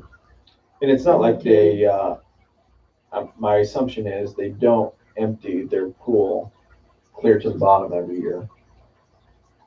Not all, but I mean, there's people that get new pools Yeah. too. I Yeah. mean, Yeah. pool sales like quadrupled last year. So would we just charge the cost per gallon of water that The truck filled up. So if we had a 25, I think our big tanker's 2,500 gallon.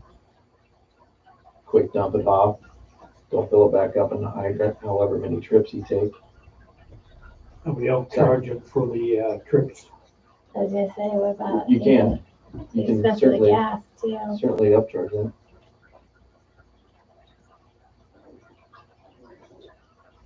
Something to think about. We probably can't take action on that tonight. Probably have to be a resolution because we'd have to come up with new fees, but it's a thought. It'd free up some of those meters and people. How many requests are there? We didn't get a list. If you have, With Jameson. on the back here, Yeah. so your back page. You have a list. No, I didn't put down a No. list of Oh. people that want it.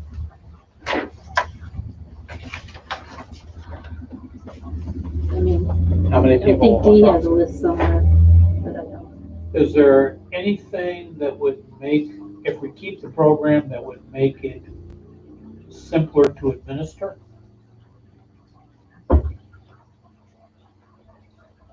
Do we just do a reading at the beginning of the year, a reading at the end of the year, and the total number of gallons is then adjusted? No, it's No, on. it's a per monthly month. thing. Per month? 15th of the month. Mhm. That way, if a meter goes haywire, you know it before the end of the year. Won't be the problem Right. just doing it once.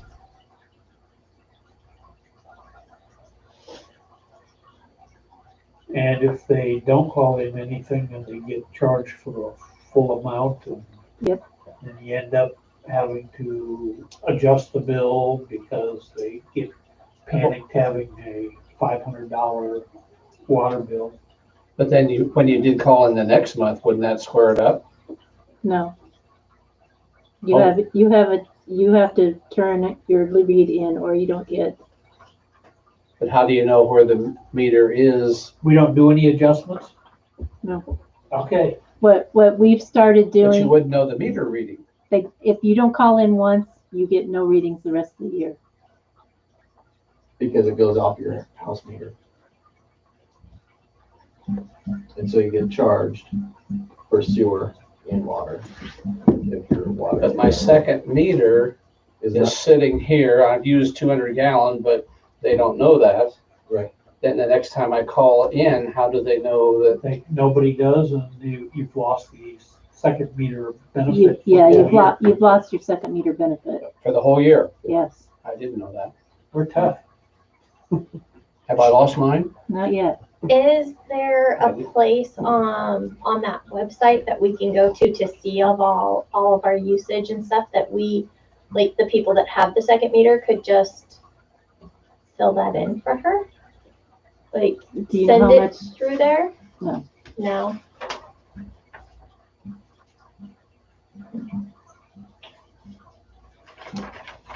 This is why it is such, on our end, a stupid program. Because it's so much work trying to keep up with everything. And people turn it in at the wrong times, and then you've got to figure out where they've gone. And I think it's a start to have the zero tolerance policy. Use it or lose it, you know? Or does it say that it doesn't, that you don't get that month, but you're saying it doesn't get the rest of the year? Is that in here? we had it somewhere at one time. It was a policy at one time. Because it'd just be no way to figure it. Yeah, it's too hard to figure out and go back. Everybody who has an outside meter could be required to leave a cell phone, and they could be put into a group. And when you send out the water bills, send out a group text saying, I need your reading within, well, actually do this on the 15th, not when you send out the bill. So you send out a group text when you do all the other meter readings saying, I need a meter reading no later than such and such a date, and everybody has a text. They can text it back. You got it. That may make things a little bit easier. Or if we could just build it into that program and put it on the individuals that have the meters to do it themselves. Put it in there or lose it. It's not our program though.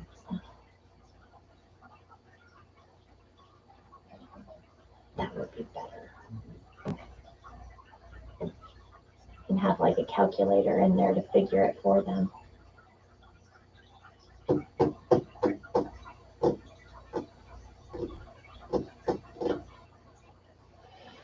With the sewer rates going up, I think it's going to be that you're going to have much higher demand for the outside meters. because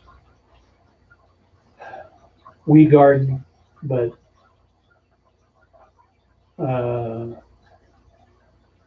we don't use that much water, so it's not worth the trouble. With the sewer rates going up, that decision may change, I don't know. So there may be more demand. I wonder what big towns do, like Ankeny.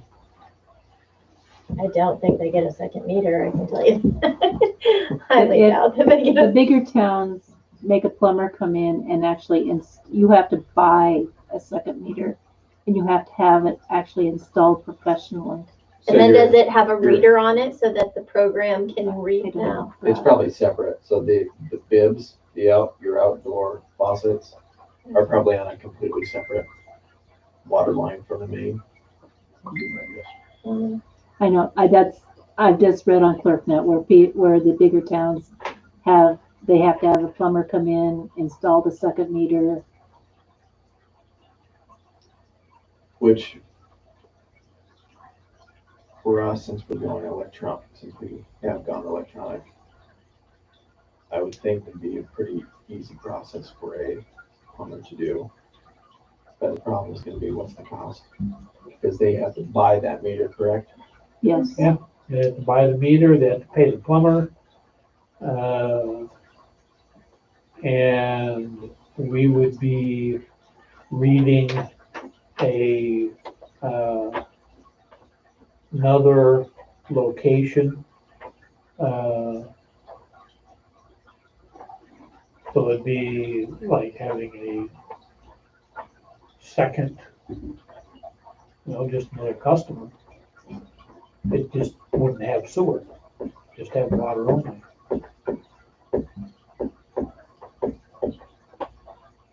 We're Which- also having problems with our readers right now, so we're losing a lot of them. What? The electronic ones are the ones that we are sending out. The electronic ones. They're starting to fade out, which they had a 10-year warranty, so we're trying to work with the company now to get them replaced. Going to a different network. I think that's what they're saying, that they're going to another network. We'll have to buy all new readers at a reduced rate. That's not a surprise. Because they were the old 3G network, and now everybody's going to 5G and dropping the 3G services. So So that's just a warning. Do you know how much they cost? A lot. Like, are we talking 500 or are we talking a couple thousand? Not that much. Actually, a reader is around $100.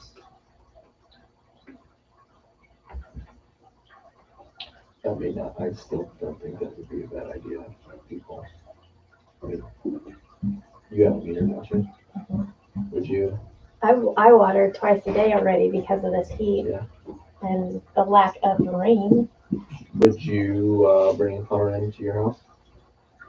Put it on a separate meter, then you never have to worry about coming to City Hall and picking up a meter and remembering to do that. If I was forced to, maybe, yeah. So I mean, I'm not gonna quit gardening, so. the question is, if we do away with the second meter the way we have it today, and the only way you could get your gardening water is if you installed another meter on your outside water line. Or just paid sewer on it. Or just pay sewer on it. Which would you do? I would probably just pay sewer on it. That's gonna be pretty pricey. But calling a plumber wouldn't. No, it wouldn't. Yeah, I was gonna say, Cheap either. calling, I have friends that do plumbing, trust me, and they're not gonna give me a friends and family plan, trust me. Anyway, it's something we wanted to bring up and let you guys consider. I mean, if we want to continue this way, I know there are other used meters out there that we could probably buy for not much.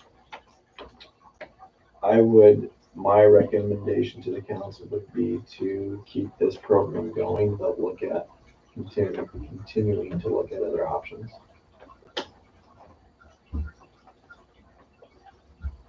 Yeah, it's not popular because people don't like it. Yeah. It's popular because they do like it. Yeah. Mm-hmm.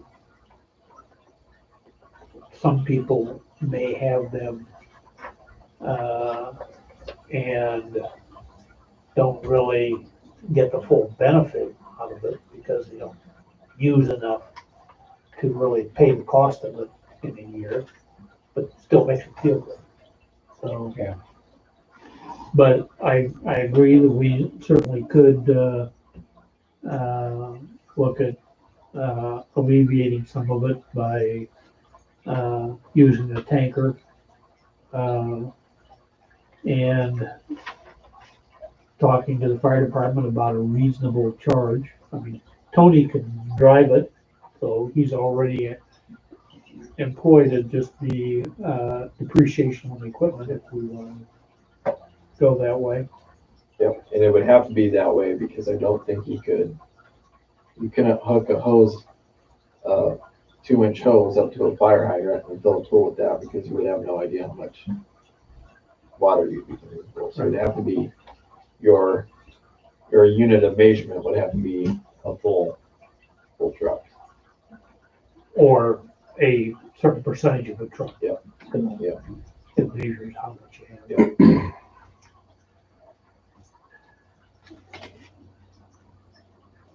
And maybe we can look into doing something, make with text messages to remind people to turn it in and be a little bit and maintain the tough attitude that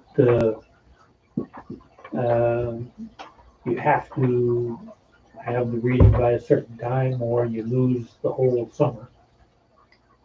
I still contend this doesn't say that. It probably doesn't, it's policy. It's just policy, it's procedure. So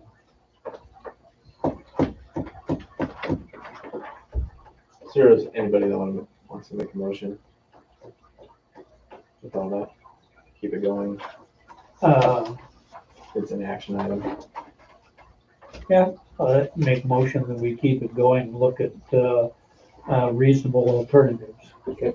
Motion made by Steve, Second. second by Doug. Discussion. And even some unreasonable. Hearing none. Doug. Yeah. Steve. Yeah. Megan. Yep. Okay. We're almost there, folks. Item 7U, discussion and action on resolution giving physical address to a parcel within city limits of the city of Maxwell. Bring it up. The garden right across from the Methodist church is the area we're talking about. Even or odd. Well, it's gonna be even. Okay. 502, because the church is 501. That's what the council would like. 2nd Street. And they want to have an address For insurance on purposes. 2nd Street rather than on Maxwell Street because A, it parallels with the church address better. the church lot is a different shape than that lot. Same Now, east-west lane. everything else on that Maxwell Street has a Maxwell address. The church doesn't because it faces a different direction. Technically, it faces the corner. Faces the corner. And the lot is wide.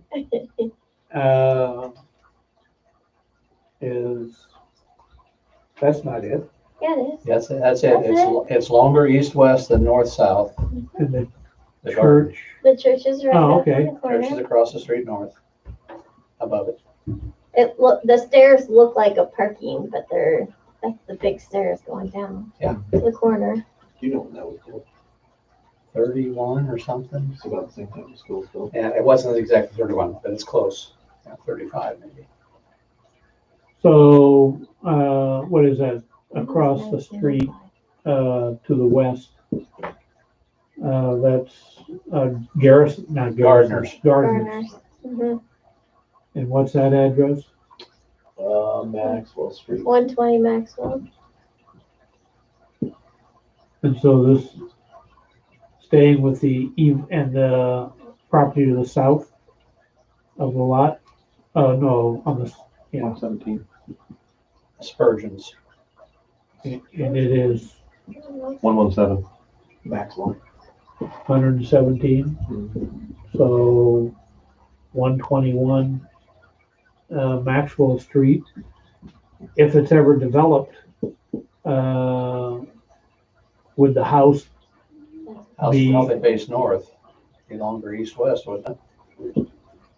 I don't think it will probably be developed, but there was discussion of building a church facility there at one point. But that was back when Pastor Kelly was here. If you can face the house to the north, Youth though, would that building. be, I mean, that would really be cutting off your yard. You'd have a big side yard, but it'd be cutting off your like backyard. Hey, backyard. wouldn't be much. Next to nothing. But you'd never get a driveway coming off I the want to put a 30 by Maxwell 40 beside board. a house. True. I'm sorry, what? You'd never get a driveway off of Maxwell beside a house. It's only a 50-foot wide lot, so. True. Right, so you'd have to have a driveway off of Second. Or the But alley. do you address it off of the driveway or off the house? I would say that the house would probably line up with all the other houses on Maxwell Street. It could be If it another was ever court. developed. But if it's ever developed, then we can deal with the address at that time before anything is built.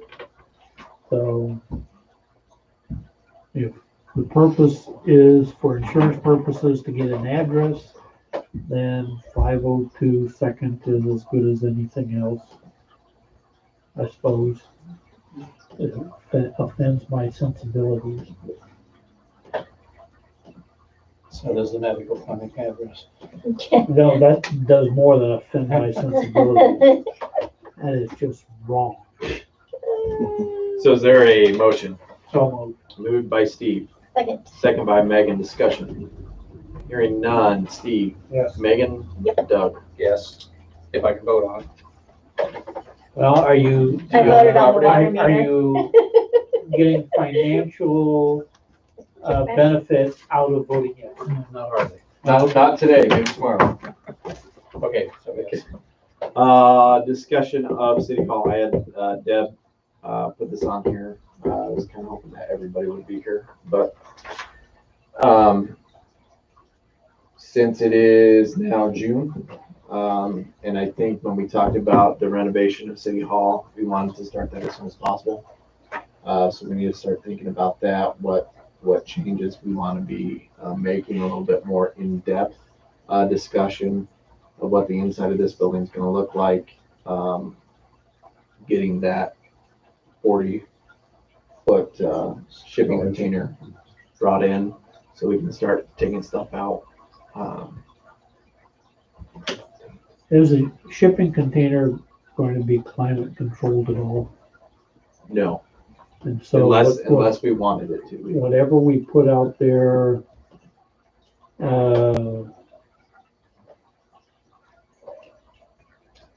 we're going to have to be a little cautious.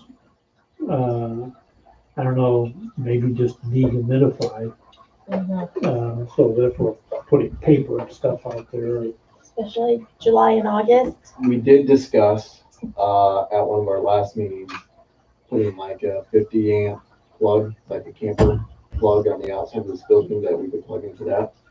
If we did that, they have those all-in-one heat and cooling units for like $400. They could stick in there so you could make it somewhat climate controlled. If you did that, then you're gonna have to put in some sort of insulation, otherwise it's gonna seep out. We also discussed about studying it out, but if we just did the foam insulation. Like the blow foam stuff. I was thinking more of the hard foam Sheets. sheets, and then just put it on the side and the ceilings and put a couple of LED lights in there. Then you want to have to put studs in, since wood is so high.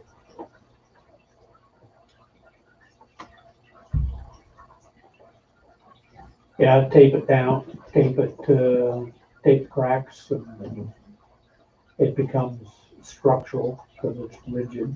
And then you can just spray paint it white with a paint sprayer.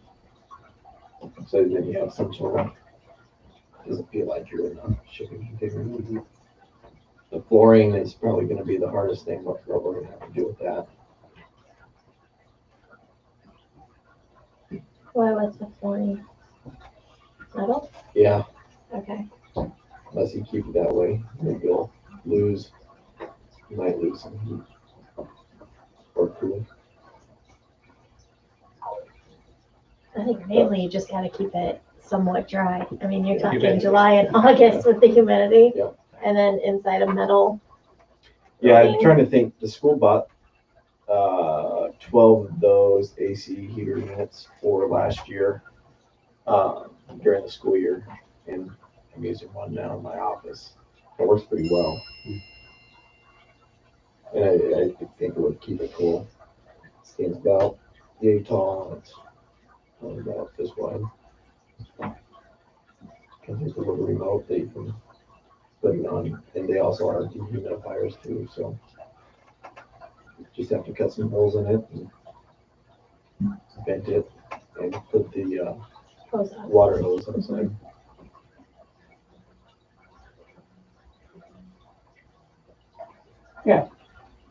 I think that's the way to go. Did we just discuss too that we were taking $7,300 out of that? Out of the 50,000. Did we do 50? Is that what we ended up doing? Yeah. Okay. That makes me feel a little bit better than What are we taking the 73,000 for? 73. Or 7,300. 7,300? Oh, Yeah. for that. So maybe our budget's gonna be healthier than I thought it was gonna be. So what do you wanna do? And we can, when we get into the year and we know more about what the costs are and everything, if we need to make adjustments, we'll be in a better position knowing what our expenditures are, so that if we need to do a budget amendment, we can. And then I thought, if we, sounds like if we really want to do the shipping container, get all this stuff out. If we want to move that shipping container at some point, we can. Tony could always use it down at the sewage treatment plant for storage. If not, it's another, we would have a climate control and all that for over here. We can hold city council meetings. Good. It's our new office. Yeah. That's what they do at the school. That's what the general has, a shipping container that's air conditioning. And people's office. In here, Mayor's office. yeah, I was just gonna say. just don't lock the door. Bank might buy it. Maybe I can have a new office. In here, I think we discussed taking out all these walls and putting cubicles in. Is that still Yep. a thought process on that? Are we doing anything with that closet bathroom area? Is there a way to reconfigure that? No. Unless you're gonna break up all the cement floor. No, because that's costly. Yeah. Plumbing. We don't want to waste your whole budget on that. Too bad. LED, I would assume we would do LED flat panels. Yep. Which are essentially what these are, except for LED, and they're brighter. I would think we probably need more, probably twice as many lights as we have now, because there's spaces that are pretty dark in here. Yep. AC and furnace, we already discussed about getting a new furnace. What's our AC situation like here? Just fine, or do you think it could be upgraded? When we do the new furnace, we're going 2-stage, and I don't know, it sounded to me like they were gonna use the same air conditioner unit out there. But of course, it'd be a new, what do we call it, A frame or whatever inside the furnace.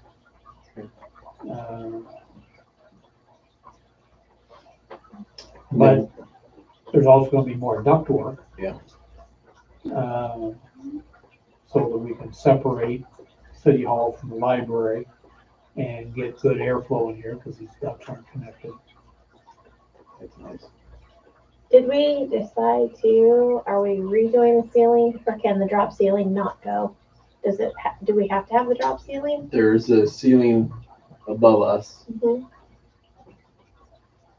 but I don't think that's replaceable. I think when I looked at it. We're getting all new panels, Yeah. but the grid works Stays the same. essentially stays the same. And then council chambers, I thought, since that'll be out in the shipping container for now, I think that's gonna be our biggest barrier, is finding a place for this. I thought for council chambers, we would have a long desk on this side, because it would free up a lot more space for, More people. seats if we needed it. Then there was that discussion of adding on to the back. I don't know if that would be in the budget. We just have to figure it out. Did you? No, not for I the have been able to get a hold of anyone in the design department. How to get a hold of anybody. But I'm still trying. Any other thoughts? What needs added? What needs to go?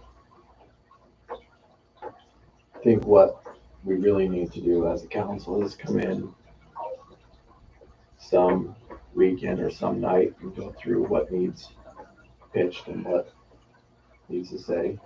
You like that? We'll see. And maybe part of the budget goes to taking all these maps and digitizing them, so then you don't even need that. No, Can't do it? I think there's let me look into that first. Okay. You might be able to digitize them. You have to keep the old maps as history. I know that. Okay. What would you like to see, Deb? Flooring. Flooring? New Okay. paint color. Gotta get everything torn out before you can do the floor. Do you want like vinyl or PVC flooring? Anything but carpet, Anything but carpet. because with the guys walking through with mud and whatever else is on their boots. Yeah, they've been out to the sewer lagoon, you can only imagine. Wouldn't be the first time. And we get a little Roomba. Yeah. Or oil on their boots because they've been working on something or.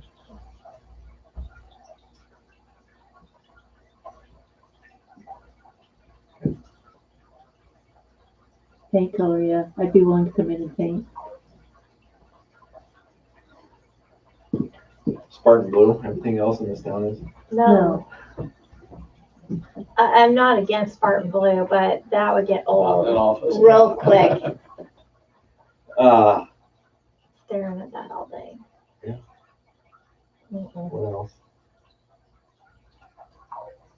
Use your imagination. Are the new cubicles going to be like enclosed in case of ever another pandemic?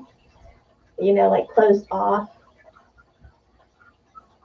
more so than the plexiglass we have up there now. Like, when you go to, I think Ada has it, that has the little speaking hole and the people. Yeah, I don't even know if you need a speaking hole. It's not that big of a place, but yeah, the like where you have just the cutout to slide things through. We'd like at least D to turn the other way, because right now she doesn't, she's got her back to everybody coming in.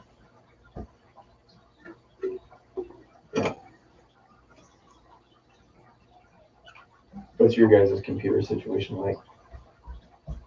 Do you get updated computers or anything like that? We did that a couple years ago, wasn't it, Steve? Yeah. Was there a reason, I remember this question came up last week, it has been in my head. Was there a reason we went with a desktop versus a laptop for D?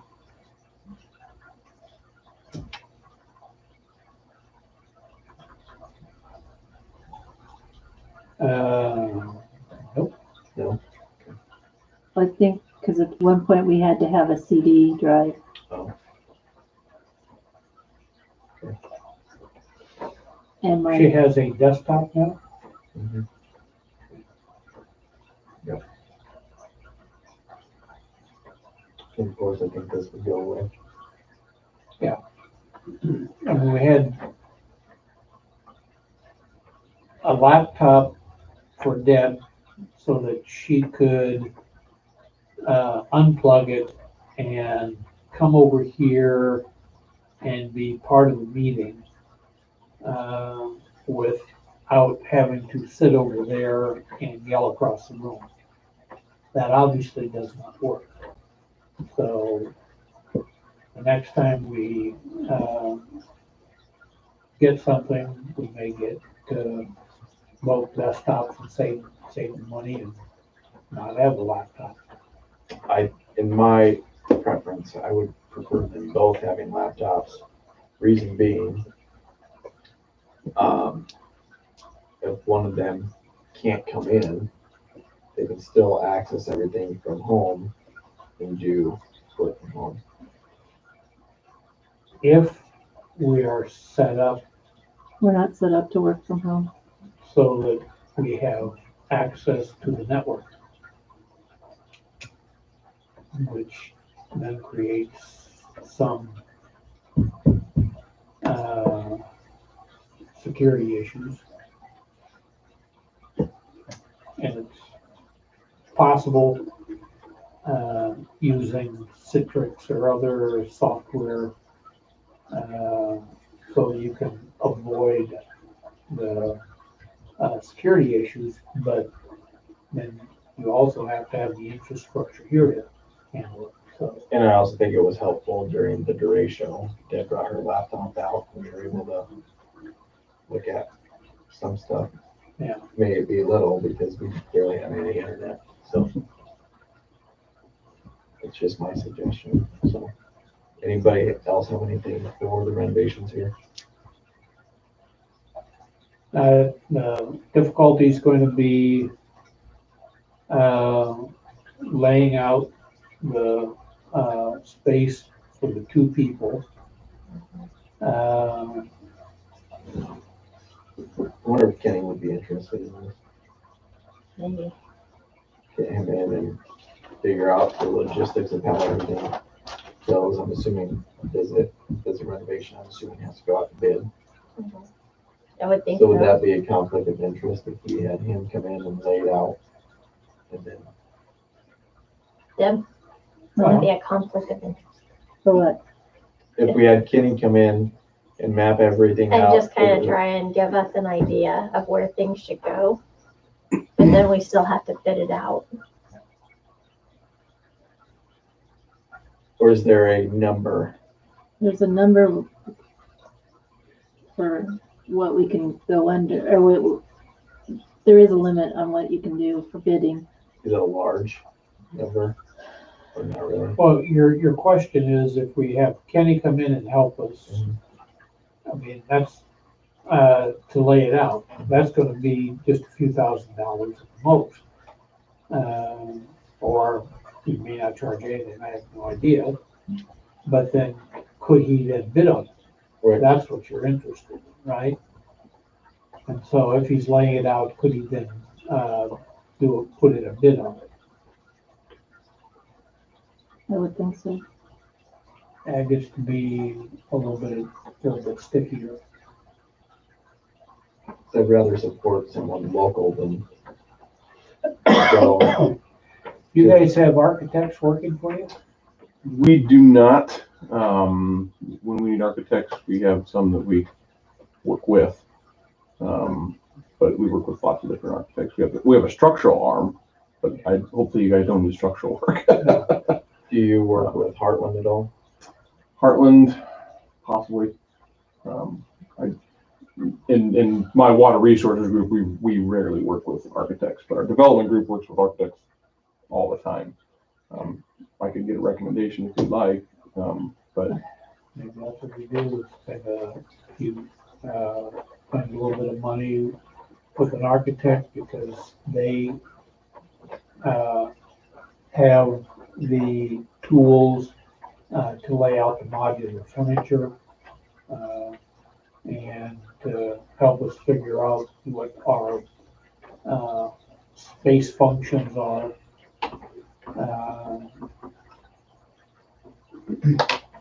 So it was, can that be made more compact? The question is, can it be made more compact?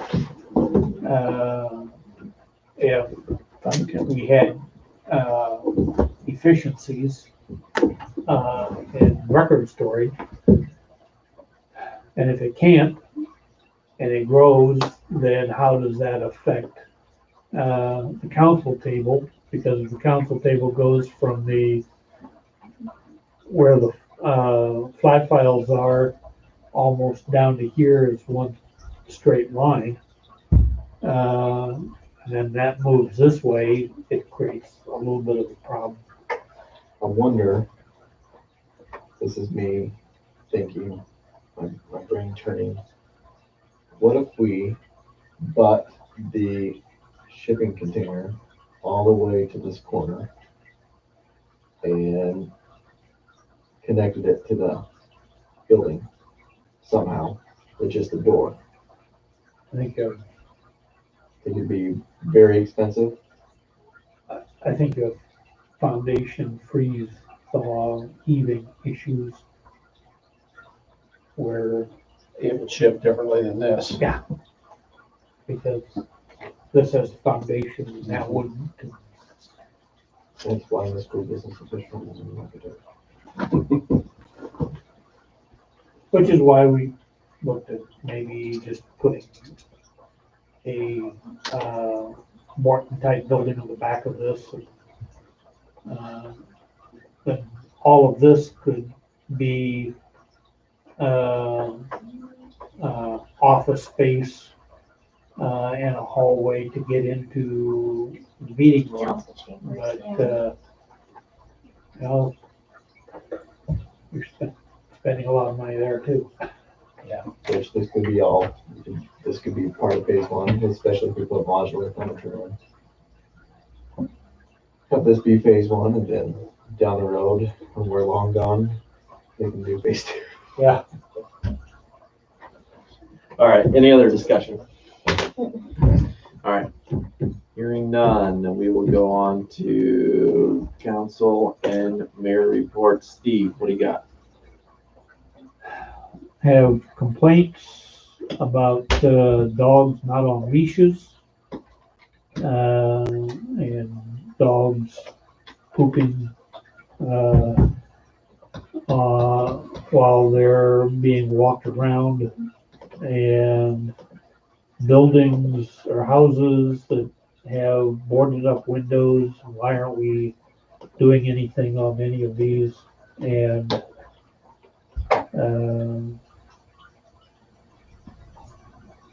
I suppose it's time to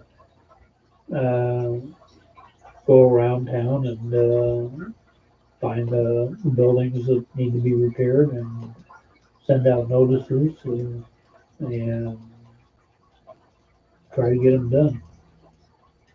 I don't know what we could do about people not following the leash law, other than call a deputy and try to catch them. But that's hard to do. Did you tell them if they wish to file an official complaint, they can come to City Hall? Yeah.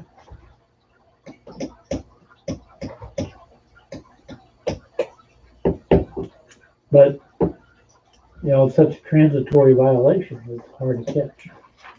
100%. And we don't have all the dogs in town genetically identified so that if we pick up the poop, we know who did it. I'm not doing Not that. all the dogs. That Are you is- saying that there's some dogs that are?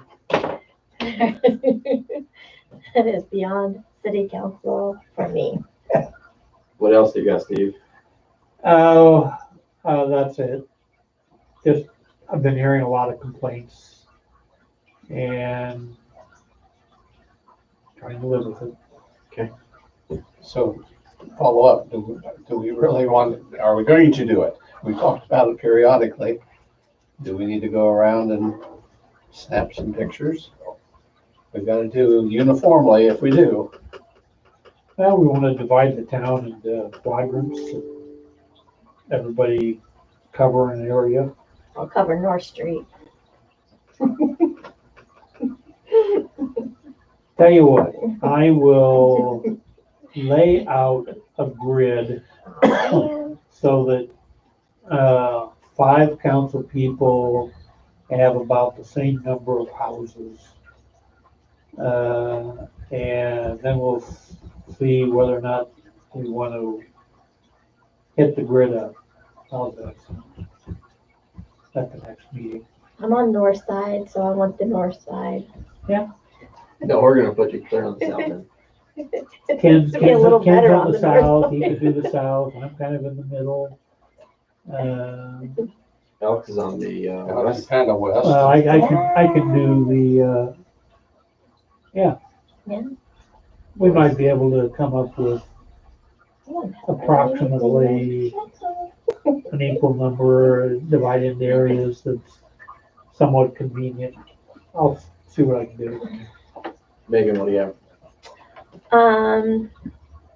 I have dogs that are being walked that are being let to poop in the street.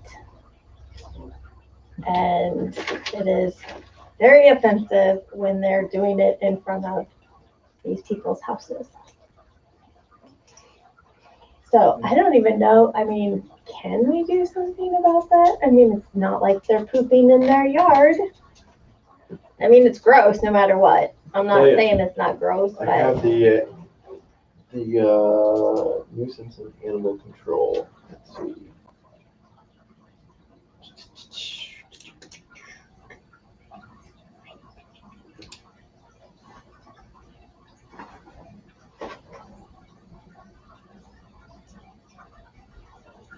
If it's not in there, it may be in the,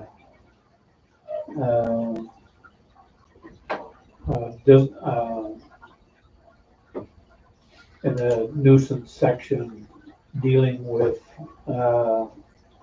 throwing rubbish and offal in the street.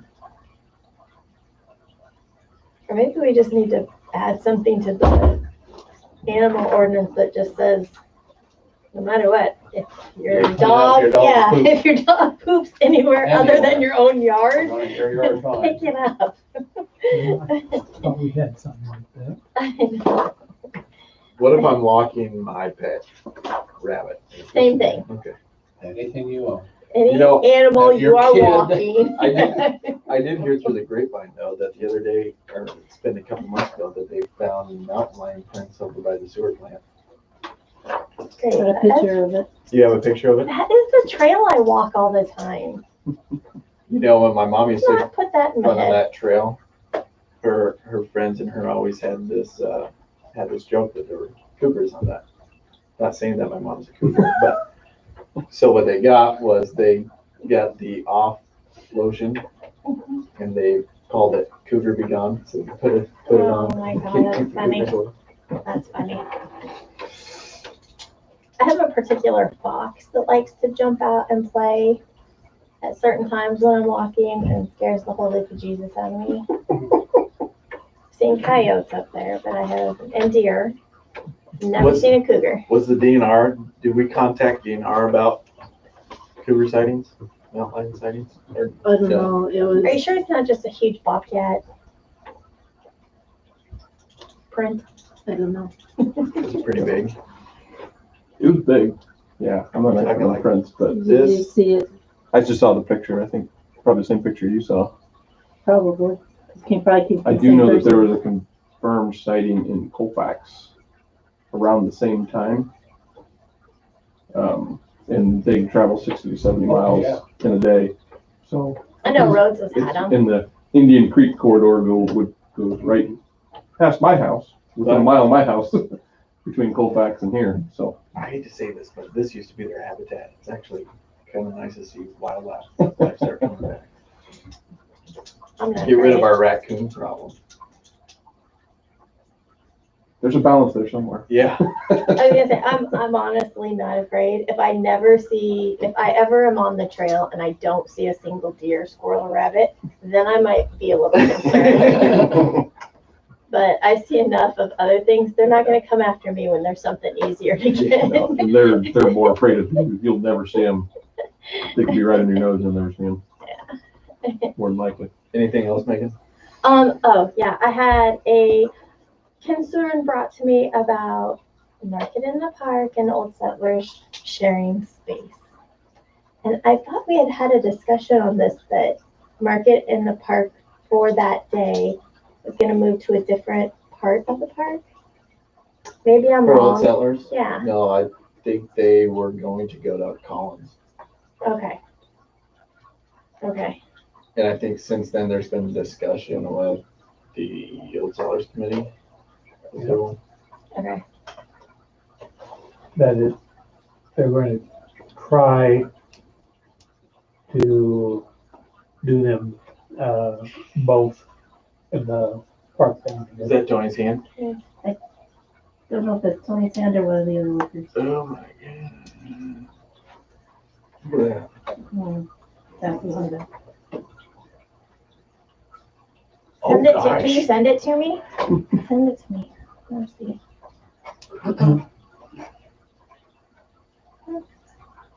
A pretty good sized critter. Have you seen it? Do you want to see it?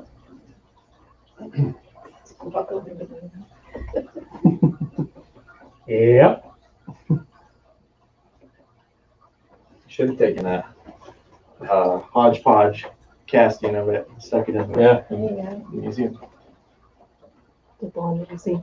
Yeah, I think so. So I guess Yep. this person was just I think it's a different concerned picture, but that same there thing. were issues last year and Yeah. does not want to see it happen again. They also said that that Old Settlers maybe, what's that really listening fully, but Old Settlers was wanting a permit to sell alcohol on Sunday because they wanted to have the beer stand open, whatever that thing's called, the beer tent open. On Sunday, Mm-hmm. just during the day. Yeah, Sunday beer sales. Is that a separate license than what we would get for normal No, it's a or extension? feature, just like, outside sales is a feature. You get a 5-day license and, then you can have, a 5-day license with outside sales, a 5-day license with Sunday sales.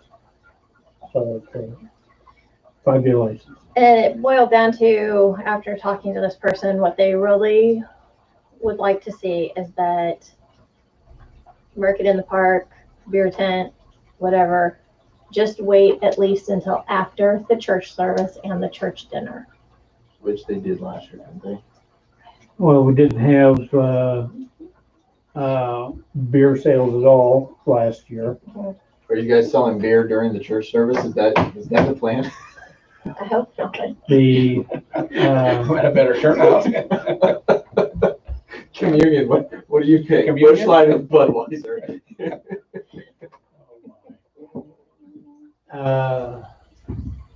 A lot of the problems that happened last year, are problems of, were problems that the, Mark in the Park, it was their first year, they were, not as experienced. We thought we had worked it out so that they would go to Collins, we would hold the thing here, and it would be just fine. However, there are members on the Old Settlers Committee who are concerned that if Mark in the Park goes to Collins, then it may never come back. And Mark in the Park is really good for the city.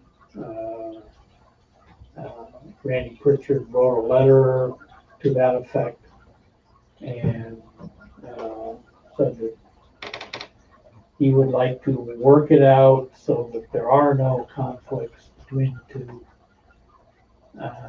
And so he and John Felby are going to make sure that things work smoothly on Sunday. And that we would be doing beer sales, but as the Old Settlers Committee, we want to make sure that there is no beer sales before 12:30, so that you get done with the church service, you get done with the dinner.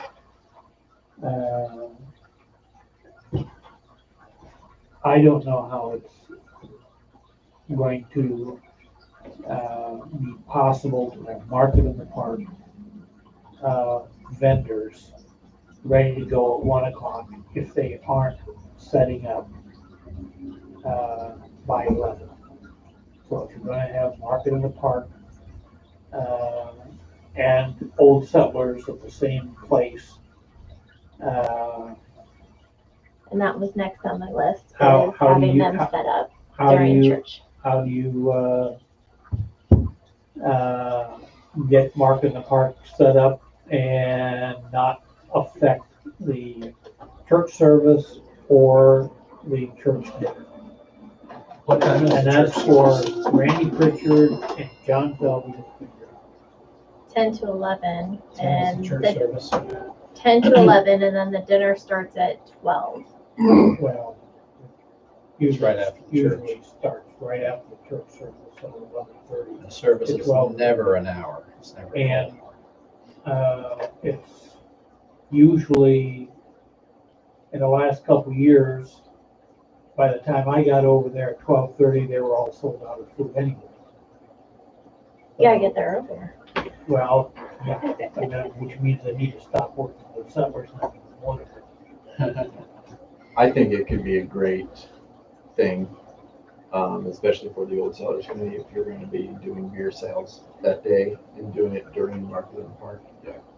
I mean, we have hundreds, if not thousands of people that come down, and your beer sales are gonna, I would assume, go up quite a bit, being open on Sunday. That's Felby and Pritchard's position. I'm not as certain about that. So we'll see. I just think it would be great for everyone involved. What else, Megan? That's all I got. Doug? Dogs, four-wheelers, and the licensing of both. Would it be good, the next newsletter, to remind people that they need to get their four-wheeler license or ATV or UTV or whatever it's You had called? that in the last one. It was? Okay, I'm misreading it, I'm sorry then. And then the dog license is the same way. People are penalized for doing what they should do. but we have a significant number that don't. Well, nobody has to get a dog license. Aren't you supposed to register your pet though? Or not? Do we not do that anymore? Maybe we don't. I just had a question about, is it, so if they get a license for their four-wheeler, ATV, whatever you want to call them, the little golf cart looking things, does that mean they can go on any road now? Not 210. They can cross 210. They cannot ride. Okay, but 210. any city road, as long as they have their license, they Yep. can go on. Yep. Okay. As long as they're a licensed driver. 210 cannot be a direct road of travel. Is that Right. That you can cross it. So they can cross it. Yes, you have So no fourth graders can be driving those golf carts. Another thing, do we know when Chris Worson's gonna do the sidewalks? Have we heard any updates on that? When I asked Tony last, he didn't know. Chris was And- really busy. And the garbage contract, any updates on that? I talked to Gavin for a little bit. He was in a truck when I was trying to talk to him. He said he'd call me back. I'll try and call him tomorrow. Okay. And then there's some grant program that we got an extension on a month. I don't know what the grant was for. Is that meeting that you sent in for me? We had talked about it. But we got an email from somebody saying we have the month of June now instead of May 28th where it was. That's the Story County Economic Development Grant. Okay. So if there's some money there, we need to We have to decide what we want to need to use get it for. working on it, right? Because I think it was the end of June that's the deadline. And that was with the extension. Yep. Okay, so that, if there's some funding possibilities, we need to explore. That was all I had.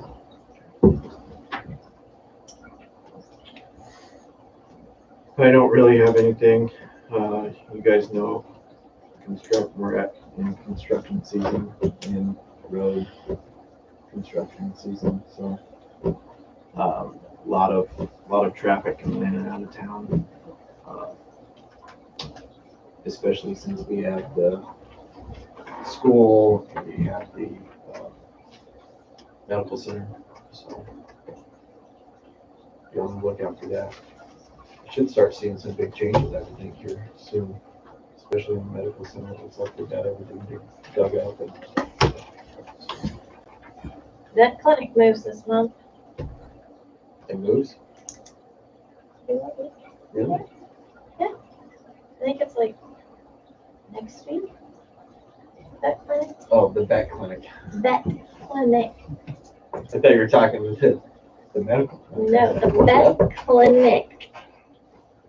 They'll have their new space. Are they putting the ramp in? You said that was did we say that was okay? I don't know. You approved it. We approved it? We approved it. As long as they move the light. With they have to move the pole. Do we have to have a written easement?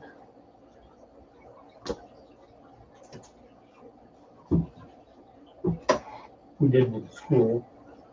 For that ramp. That's right, we did. Talk to Gil. Yep. Probably should.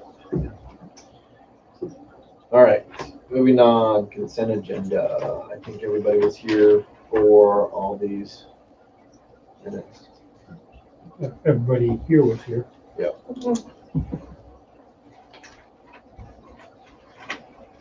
Move approval of the consent agenda. Moved by Steve, Second. second by Megan. Discussion. Hearing none. Steve, Yes, Megan, Yes. Doug, Yes. the agenda passes. maybe Alex and Ken be sanctioned for not showing up. Close the motion. I motion to adjourn. Motion to adjourn by Megan, I always get that one in. second by Doug. Megan, Yes. Doug, Yes. Steve. No. Then turn the air back on. Does it take 3 out of 5? Yes. don't care as long as we turn the air back on. I did a I'm little, dying. I did a little quick research there. Your bidding threshold limits are Can you 57,000, press end on that? 57,000 for competitive quotations and 139,000 for public